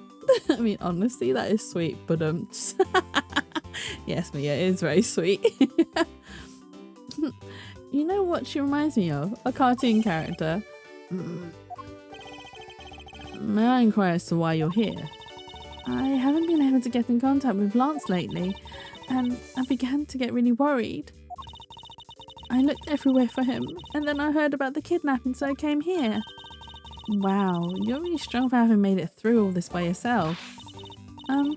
Is it true? Has Lance really been kidnapped? No one is supposed to know, but yes, it's true. Oh, Lance. I can't believe you've been spirited away. I wonder how you're doing right now. Looks like she's gone back to the fair maiden in love routine. Yeah, how does she know?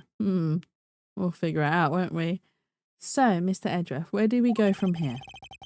Well, we found a body, so we should look into the murder. Hold it. Agent Lang. My men brought me up to speed over the radio, and I have to say, you really should have called. I heard you found something very intriguing. I like how you add that sentence exactly the way I said it in live.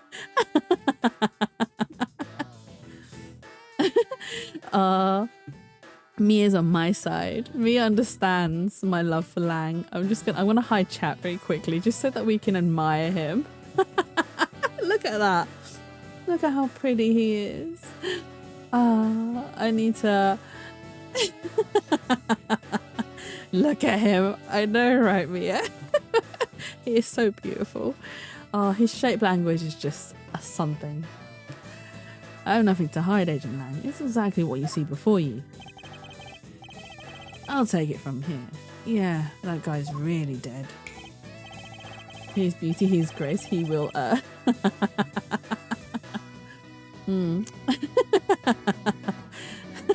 There's something something I want to say, but I don't want to because I will get sus commanded big time for it. Hey, you waiting for an invitation? Hurry up and detain the suspect now.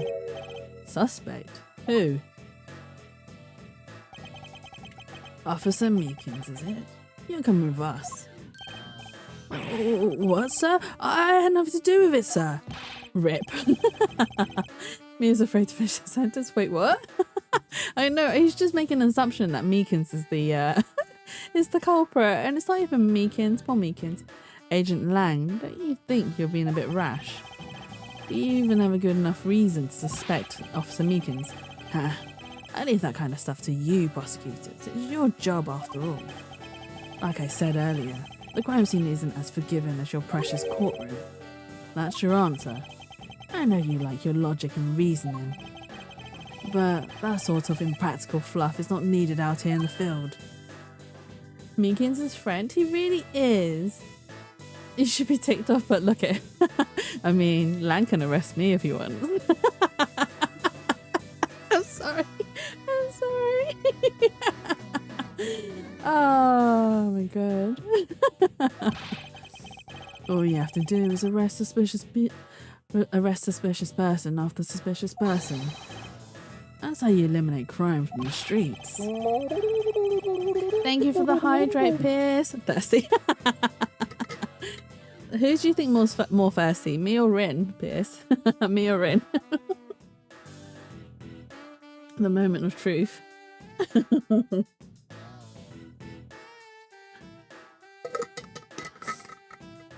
But that's also precisely how you unnecessarily arrest innocent people by mistake.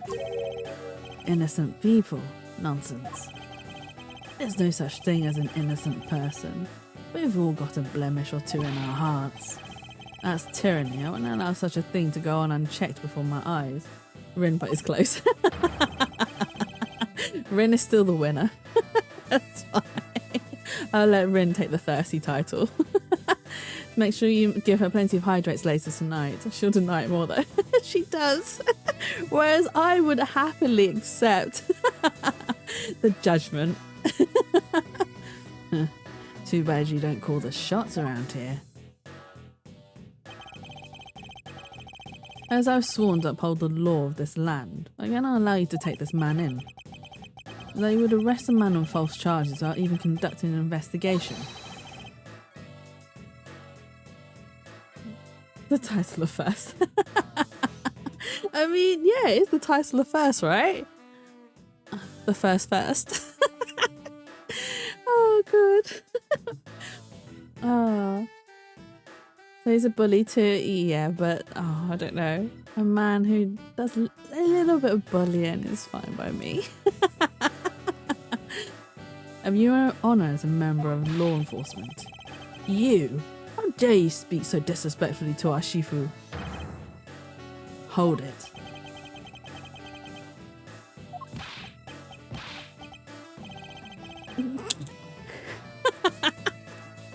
Oh, perfect, Berry. You pop up just at the right time.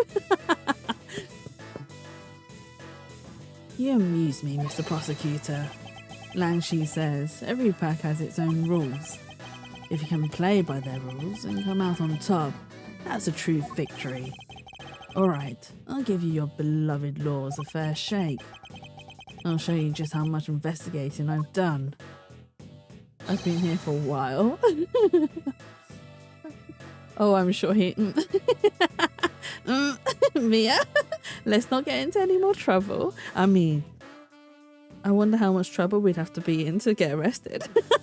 Oh, God. What is wrong with me?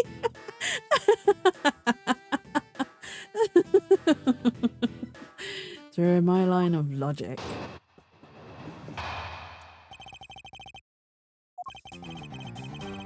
I've seen a lot of bodies like the one being carted off all my time. All my time? Is that what you said? Oh, I'm in the way of the text.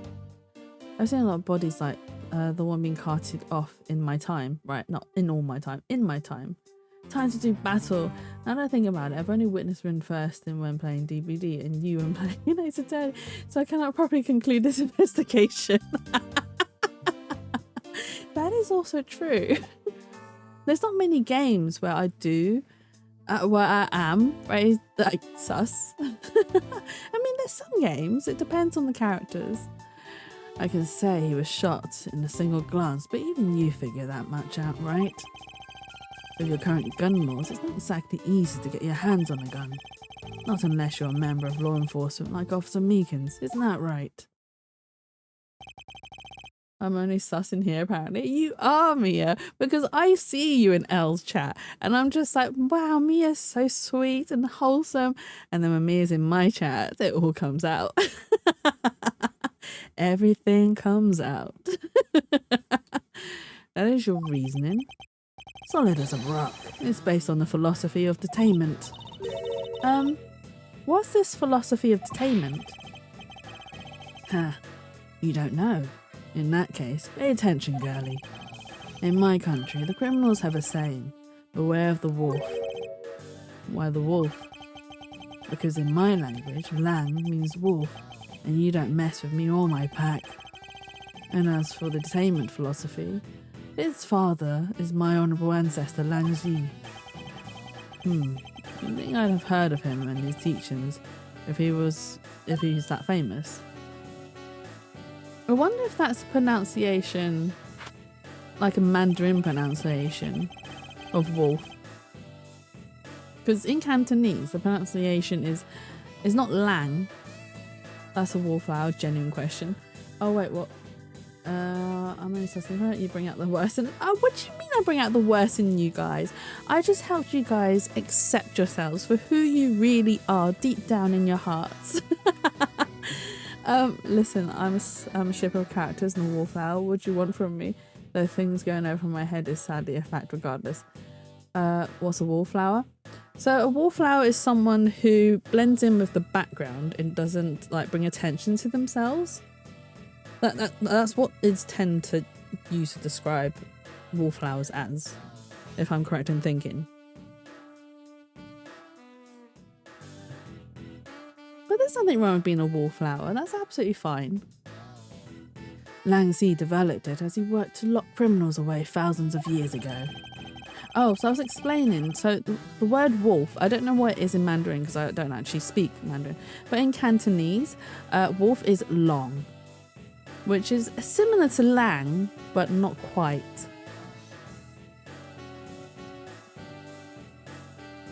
Well, I am loud when I want to be, but usually I hide in the corner. No, that's fair enough. I mean, if you're comfortable enough to be loud in my chat, that's absolutely fine. You're welcome to be yourself in my chat. I'm always being a goose and not a wallflower. But, I mean, there's all sorts of people out there, all sorts of mixes. And as long as we have a good time and enjoy ourselves and, you know, it's fine. It's all good. Wee! Allow me then. To this day, the Shangfa police still trains his recruits using his philosophies. But thousands of years ago, that makes your story about as believable as a fairy tale. Anything wears down and breaks over time.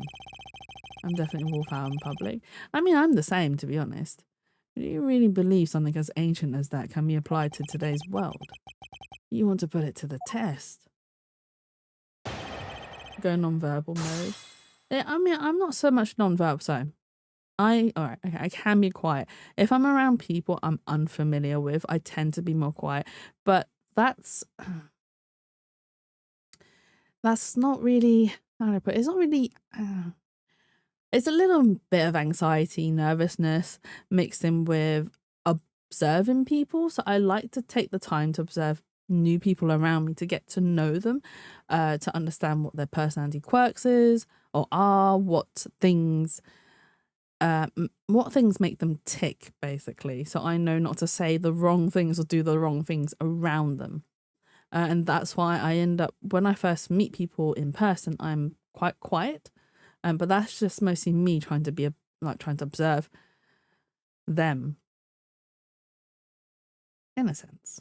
But if I'm comfortable with people already, so I already know what their quirks and ticks are, then I'm not loud, but, you know, I can be quite silly.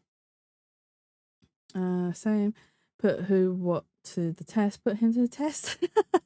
I mean, me, if you want to put him to the test, you can. I'm not going to stop you. I'm not here to stop anyone. Right. I've seen a lot of bodies like the one being casted off all my time. Oh, wait, hang on. This is the actual pressing time. We're going to press Lang. Ha ha ha. Shh, shh, shh. I went out with a new group of friends for the first time a couple of days ago. We were celebrating the release of the download lineup reveal. It was good, but I did spend a lot of time zoning out. Yeah, I mean, that happens. And to be honest, if zoning out allows you to sort of recharge a little bit, wash it out socially, and I think it's absolutely fine. Excuse me while I perish in my corner. I'm sorry, Mia, was that too much for you? So what can you tell me about the body? A lot. Even about an autopsy, I have my ways. They teach you the basics of forensics along with the detention philosophy. Oh, then you wouldn't mind telling me a little of what you figured out, correct? I'd say he was shot in a single glance, but even you figured out that much, yeah. We were drinking, which definitely helped me zone out. Oh, that's fair. I don't tend to drink, and it's for personal reasons. I don't enjoy it. It doesn't taste good. I don't enjoy the effects of it. And in actuality, the effects of being drunk makes me panic a bit. So I tend not to, or try not to. So I think anyone who saw the bullet wound will come to the same conclusion. Not so fast. Don't pat yourself on the back yet. What's that supposed to mean?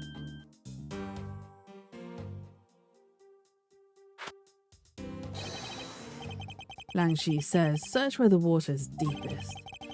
You have to keep your eyes on the big fish that lurks in the depths, which is the killer. Is that right? And what would you know about the killer? Jatsu, we are the same person today. We are? Do you also not drink because you don't enjoy the effects? I mean, it's fair enough. And I would never be like, oh, you can't drink around me. If you find enjoyment in it, then enjoy yourselves. I'm not going to stop you. It's not my place to stop anyone. I do get quite anxious if I get drunk. I do usually pace myself, sticking to weak drinks. Yeah, I can't even handle weak drinks, Pierce. That's how much my tolerance is. Actually, I say that. So vodka is definitely a no-no for me because it makes me very, very sick. I don't mind occasion. So sometimes me and my group of friends, sometimes they'll do tequila. I'll join in for one shot, maybe. It's fine. Or like they do like random shots as well. So again, I might have like one of them. But one of the drinks, surprisingly, I've just noticed that bad badger in the back there going, wanted. So what is that ugly thing in the back? I've never noticed it in the games before. So one of the drinks that I can handle a little bit okay is rum, funnily enough, even though it's actually quite strong. And I didn't realise this, but rum is made from sugarcane. And I think because when I was younger, I used to eat a lot of sugarcane, so I've probably built up a tolerance to it. And that's probably why I can handle rum. But again, I don't drink very much of it or very often. If I drink, I have the mocktails. I mean, yeah, that's fair enough. You can still enjoy. I mean, some of the mocktails are really creative and still taste really nice. You don't have to have alcohol to have fun, in my opinion. It would appear you've studied a little of our law. Studied? Who needs to study that? Who needs to study what every child in any street corner already knows? Yeah, they taste nice. Yeah, it's that. Shina. The Federal Firearms Restriction Act. That's it, the Federal Firearms Restricted Act. I heard it's not easy to get a gun these days. Interesting. That woman is the one in charge of keeping track of the information. Hold it! If that's the case, there are plenty of other officers who might be potential suspects. You're not seriously going to arrest each and every one of them, are you? As if I would need to. I've already looked into everyone else here. Oh? Other than Officer Meekins, I know no one else's weapon has been fired. How did you check every single person's weapon in such a short span of time? That's because each and every one of my subordinates is extremely capable. It didn't take more than a few minutes to conduct the entire investigation. The power of sheer numbers. We have yet to check Officer Meekin's weapon, correct? Thanks for reminding me. Hey you, show me your gun. Hey you, show me your gun. Baby's gonna suss me. I'm so sussishly, I'm sorry. Oh dear. Oh. What's wrong? Why does he look so sick or pale all of a sudden? Got an event character in my gacha. Ooh, what gacha are you playing, Mia? Gun. Brings luck confirmed. This is why I get all the bad luck in my gachas. What did you say? I can't hear you. Stop mumbling and spit it out already. Cookie Run Kingdom. I've never heard of that game before. Sir, I lost my gun, sir. How could you be so irresponsible? I don't really enjoy many alcoholic drinks, only socially. My only exception to this rule is Jägermeister, that I'm a big fan. Oh, that's very rare. A lot of people don't enjoy Jägermeister. Jägermeister. I was trying to say Jägermeister for some reason. It's a very cute game. I recommend. Mean Fables have guild. Ah, that's cute. Yeah, not many people enjoy that one, Pierce, so that's a rare one. How could you be so irresponsible? I can't laugh in character. In the end, it looks like you're still the only suspect we've got. You're the one who waited here outside this garage to ambush and kill the victim. Do you think that Officer Meekins waited here to kill the victim, do you, Lang? I think this little accusation deserves a lot more scrutiny. But he doesn't know the victim. Why would he kill him? Hold it! You mean to tell me that the murder occurred here in this garage? Oh, we know it didn't though, from the fact that the suspect was found almost next to where the body was found. I say it's pretty obvious that this is the crime scene. Lang Si says the criminal always returns to the scene of the crime. Hey, finding quote even I've heard of before. Furthermore, Lang Si says...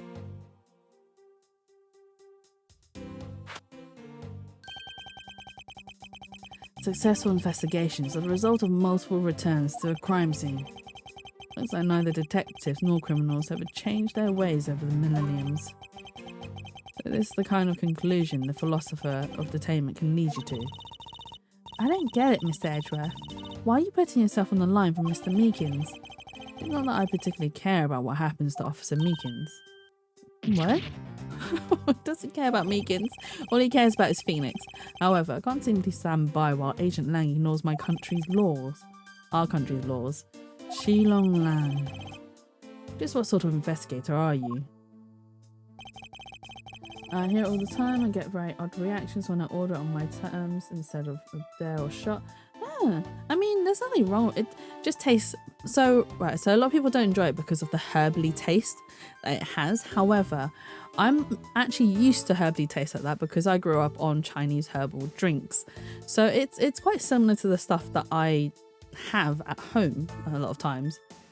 I relies on his staff quite a lot, have. If that ain't the truth though. Poor Meekins. Okay, so he said that Meekins shot him. Not unless you're a member of law enforcement. Right, Officer Meekins ambushed garage and killed him. So we know that the garage isn't where. Sorry, I need to look at him. Look at his angry face. I love it. His face is so beautiful. I'm not a big fan of his hair, but his face in general.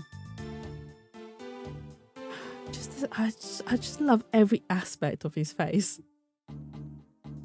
And do you know what? I actually aspire to be able to draw to this sort of similar shape language. Because it's just so pleasing on the eyes. Straight up out of the Monster Hunter. Ooh, are you playing World? Jay? Did we have...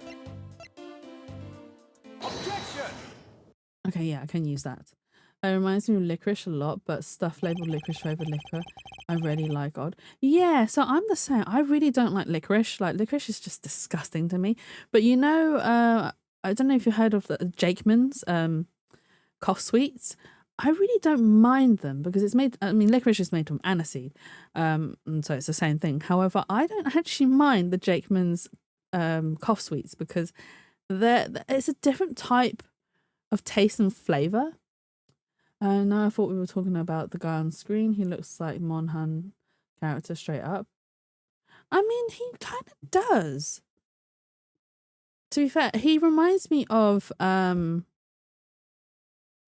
can't remember which comic now or which manga. So I'm not up to date with manga or anime. So anything that I am up to date with is very old and very outdated and unheard of because I like very niche manga and anime.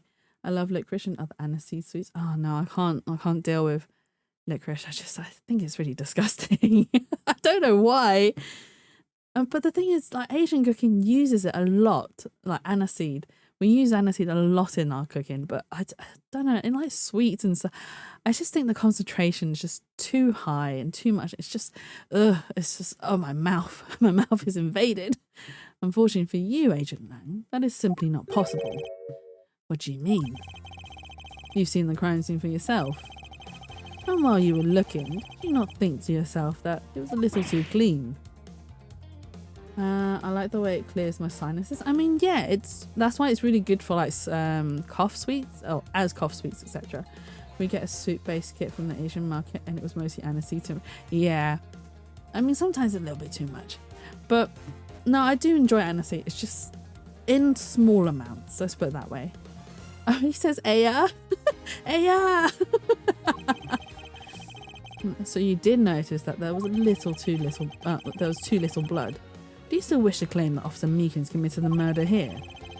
Because this isn't the crime scene. If it was your men who led you to think it was, then I suggest you leave this case to the local police to set the record straight.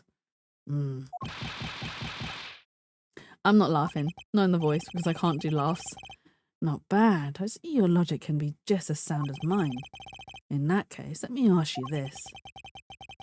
Don't you think it's weird that Officer was hanging out around here in the first place? Weird? How so? Hey you, your squad's not even supposed to be in this area, right? What were you doing, neglecting your duties and loafing around here? And speaking of, I need to go make dinner, have a good rest of the stream. No worries, Horror, thank you for stopping by, and I appreciate you, like, dropping in and whatnot and chatting. But yes, I hope you have a good dinner. Oh dear, have a nice dinner. Should I spend my 500 points to make Jesse do the laugh in the voice? No, because right, okay. So laughing is a complete, because when I laugh, I end up using my natural laugh. Laughing in a voice is so difficult because my throat just doesn't go that way. Please don't make me do it because I'll kill my throat and that's not good. You want me to be able to do these voices for these characters? No, yes. I don't you dare give me some lame excuse like I found myself taking a walk. Oh, but sir, I really did take a walk, sir. Oh, you're a disgrace. How dare you take your pack obligations so lightly? Officer Meekins looking extra meek. Is he hiding something? Miss Edgeworth, please, sir, save me the way you did earlier, please, sir. Officer Meekins, please give us a detailed account of what happened. Sir, not you too. I think Officer Meekins was there because, well, he said that his gun was stolen or he lost his gun. I think he was there to look for his gun. It's true, sir. I wasn't assigned to this area, sir. Titus, I had to look up. Laugh like Titus. I don't know who Titus laugh like. What's his face? Well, no, I don't know. Like, I don't know his voice. I need to look it up. I'm gonna look it up after stream. I refuse to do it now. I refuse to do it now. It's true, sir. I wasn't assigned to this area, sir. I was told to check every square inch of the main gate area, sir. I also went looking for the kidnappers while selling dreams in the blue Badgermobile, sir. But I got completely caught up in my role selling dreams to the children, sir. Before I knew it, I found myself here in this area, sir.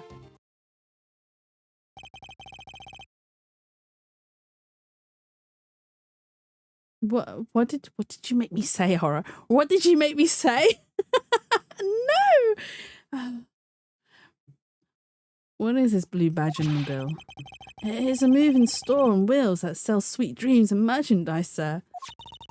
Add time. Oop. I'm sorry, Horror. I mean, Pierce. No, I got you. I sent you YouTube. Oh, okay. All right. I will look at it later. So the blue badge on my bill is just a Roman souvenir shop. Ooh. Sir, I swear I was chasing the kidnappers down while I was being a good dream merchant. He seems rather worked up, even more than his usual hyperactive self. He sure seems sure of what he's saying. You try to calm down and lower your voice to a more reasonable level, officer. Sir, Roger, sir.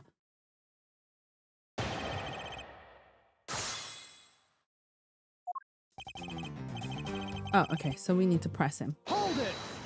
Hold it! Alright then, where were you assigned to? I was assigned to the main gate, sir. You must mean the area where the bridge and the outrageous fountain. Okay, then why are you here in the Wild Wild West area? It's because of a very deep reason, ma'am. Hold it! Okay. Describe for me how you conducted your investigation. Yes, sir. Well, first I made sure there were no suspicious looking people in the area, sir. But the only people that seemed to gather around me were little girls, sir. Well, what did you expect when you dressed like the Blue Badger? I thought I had no choice at that point, sir, so... Hold it! What exactly do you mean by selling dreams? Sir, the Blue Badger Mobile is where dreams are collected. What? Sweetness like you've never known except in dreams, ma'am, like innocence drops. And business found only in nightmares, ma'am, like guilty jawbreakers. Selling those as I push the Blue Badger Mobile along is my sworn duty, ma'am. Wait, he pushed the Blue Badger along? Hold it! You completely forgot to look for the kidnappers. No, sir, of course not, sir. I'd never do something like that, sir.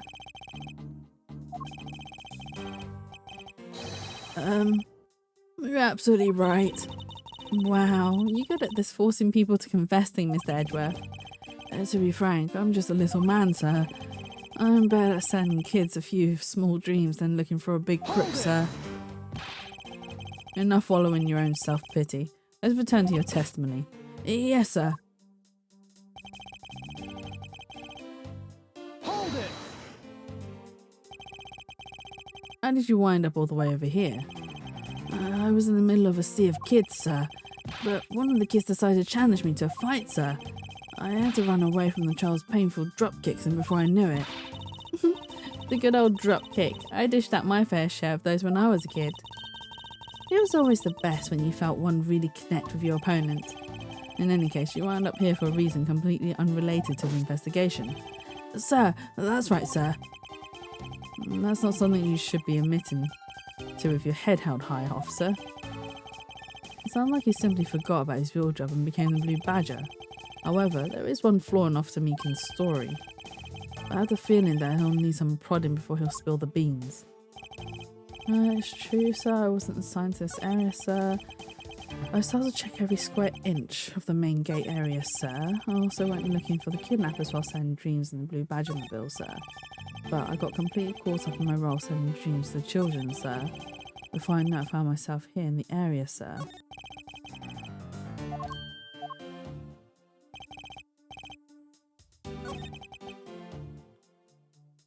Wait.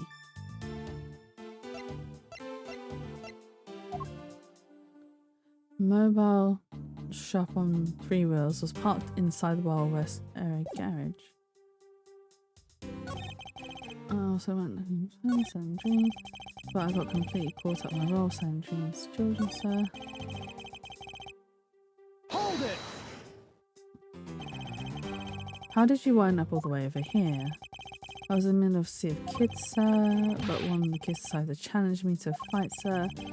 To run away from the children's painful dropkicks, and before I knew it... It was always the best, but I want to reconnect.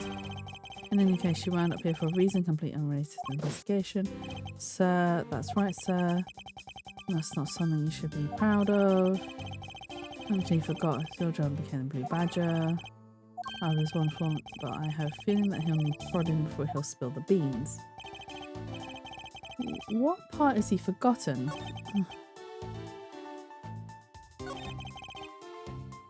Kidnaps are selling dreams in the Blue Badger Mobile. Is it this one? What exactly do you mean selling dreams? So the Blue Badger Mobile streams connected. Sweetness, instant drops, business draw breakers. Selling those push Blue Badger Mobile along in my duty. I've got completely caught up in Royal Sending dreams. You completely forgot to look for the kidnappers. No, sir, of course not, sir. Something like that. So you did. Frank, I'm just a little man. I'm better selling looking for a crook. Enough following yourself pity. Let's turn your testament. Yes, sir. Why not? I found myself here in this area, sir. Hold it! But what is... But there's nothing contradictory. Right? He said he had to run away from the kids' dropkicks that were hurting.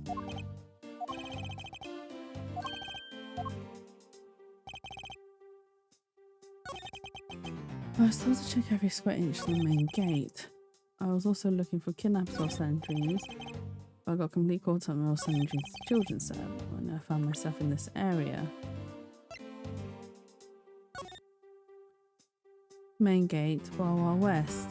So they're not that far. It's a very small park.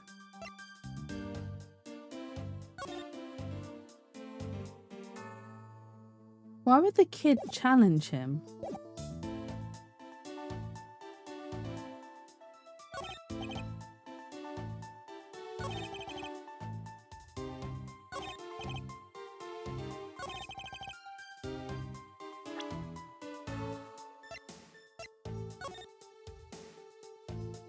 Wandering about the park, best of luck.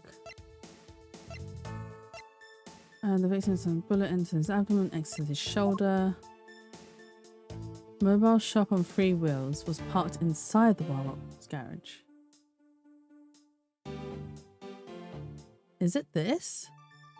You can't say anything? No, that's fine, Mia. I'm going to present this.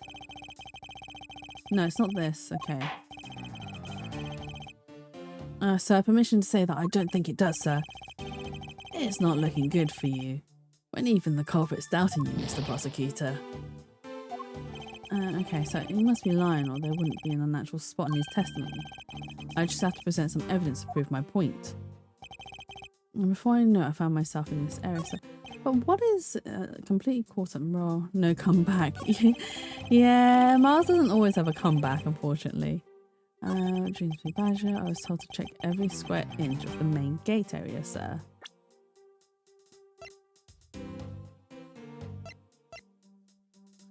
But we saw...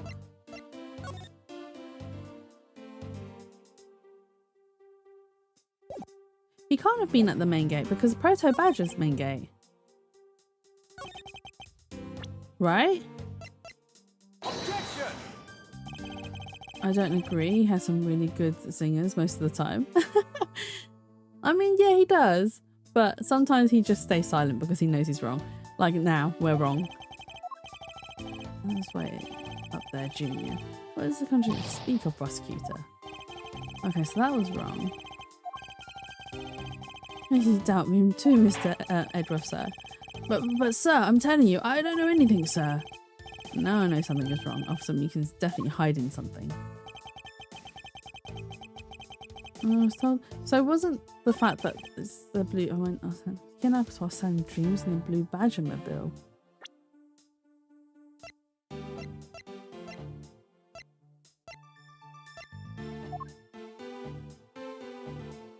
I really don't know.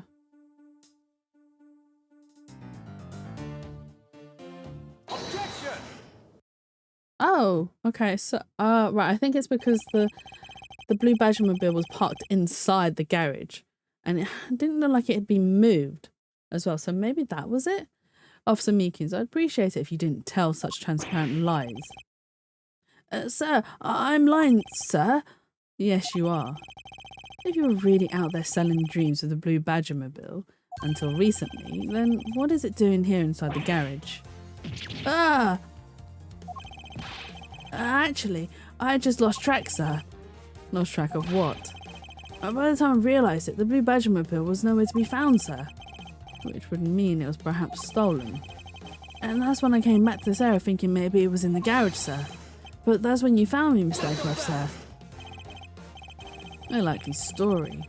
Who do you think is going to buy such a convenient tale as that? For God's sakes, Jay. And what exactly is so convenient about his story? The car getting stolen is completely unbelievable, even for a cover story. I don't think we can assume the car was used alright to move the dead body. What? You killed the victim at some distant location, Officer Meekins. And then you used the blue Badgermobile to transport it all the way here. Now then, you come with me. But it wasn't me, sir, the killer. It wasn't me, sir. Agent Lang, wait. What do you want now? Same energy as this animation I saw this morning where Phoenix says objection, nuh-uh, and Miles responds, the fuck you mean, nuh-uh? I think I've seen that one. What do you want now? We still don't know where the real scene of the crime is. You can't say we know all the facts of this case, let alone the truth. I told you, truth schmoof. I couldn't care less. Our job is to catch the crook. You'll find out your precious truth after we arrest this guy and take him in. That's the job of your prosecutors in your fancy courts with your logic. As for us, we don't have that kind of time to waste. You boorish buffoon. I think you need to leave. What? We need to get the body to autopsy and you guys are getting in the way. You would interfere with another one of my investigations. Hey now, let's not forget who holds the actual authority to conduct investigations here. I'm afraid the one doing the interrupting is you, my ignorant little pretty boy. You called him a pretty boy again? Now, be a good fancy boy and get out of my sight if you don't. You called him a little good boy too. Good fancy boy. I'll arrest you for obstruction of justice. Oh, he's threatening to tie up Edgeworth. Lang! Edgeworth belongs to Phoenix. You leave him alone. Very much Monster Hunter character beat up things, right? Ask questions later. Pretty much. Me, I'm sorry. Oh no, I'm really racking up those sus commands. No.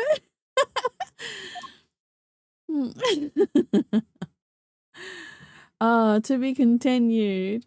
I am going to call it a day because it is 6 o'clock. Oh my god. We've been streaming for a while now. Oh my days. We've done so well. I think that counts as 2. No, why would it count as 2? I don't think I'll be able to get too much done in an hour's time. So it's fine, Jets. It was very sus. I was very sus today. Okay, no. We are not continuing. We are not continuing. Okay, back to title. All right, let's take you guys back to title. Oh no, we're not saving. Back to title. Time for a cold shower. Nah, I'm fine. New items unlocked. See, this is the scene. So the blue badger came up behind Edgeworth and then smacked him over the head and was like, "Mwahahaha, you're mine now." Oh dear. But we had a lot of sus moments today. All right, let's have a look at what we've unlocked. We unlocked a lot of things today.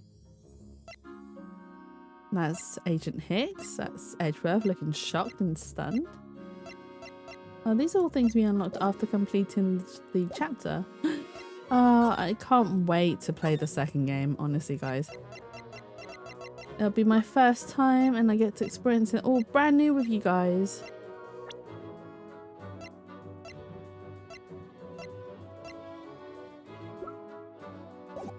Okay.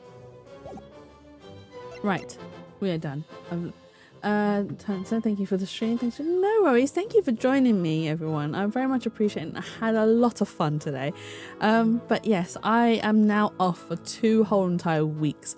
I should be back on the 30th of November. So if I'm not too tired, I will give you guys another Ace Attorney stream. We will continue more with our investigations. Yes, I will most likely enjoy my break because I'm going to be spending it with Tyria and Zingy. So I'm raiding their home and staying with them for a couple of weeks. Let me see if there is anyone I can send you guys off onto. Hang tight, guys. Oh, okay. I'm going to send you to someone who I only followed recently. They're called Arthur Carnaby and they are currently playing Bioshock Remaster. So I'm going to send you guys off to them. Yeah, I am a real life raid, exactly. Let's see. Arthur Carnaby. Right.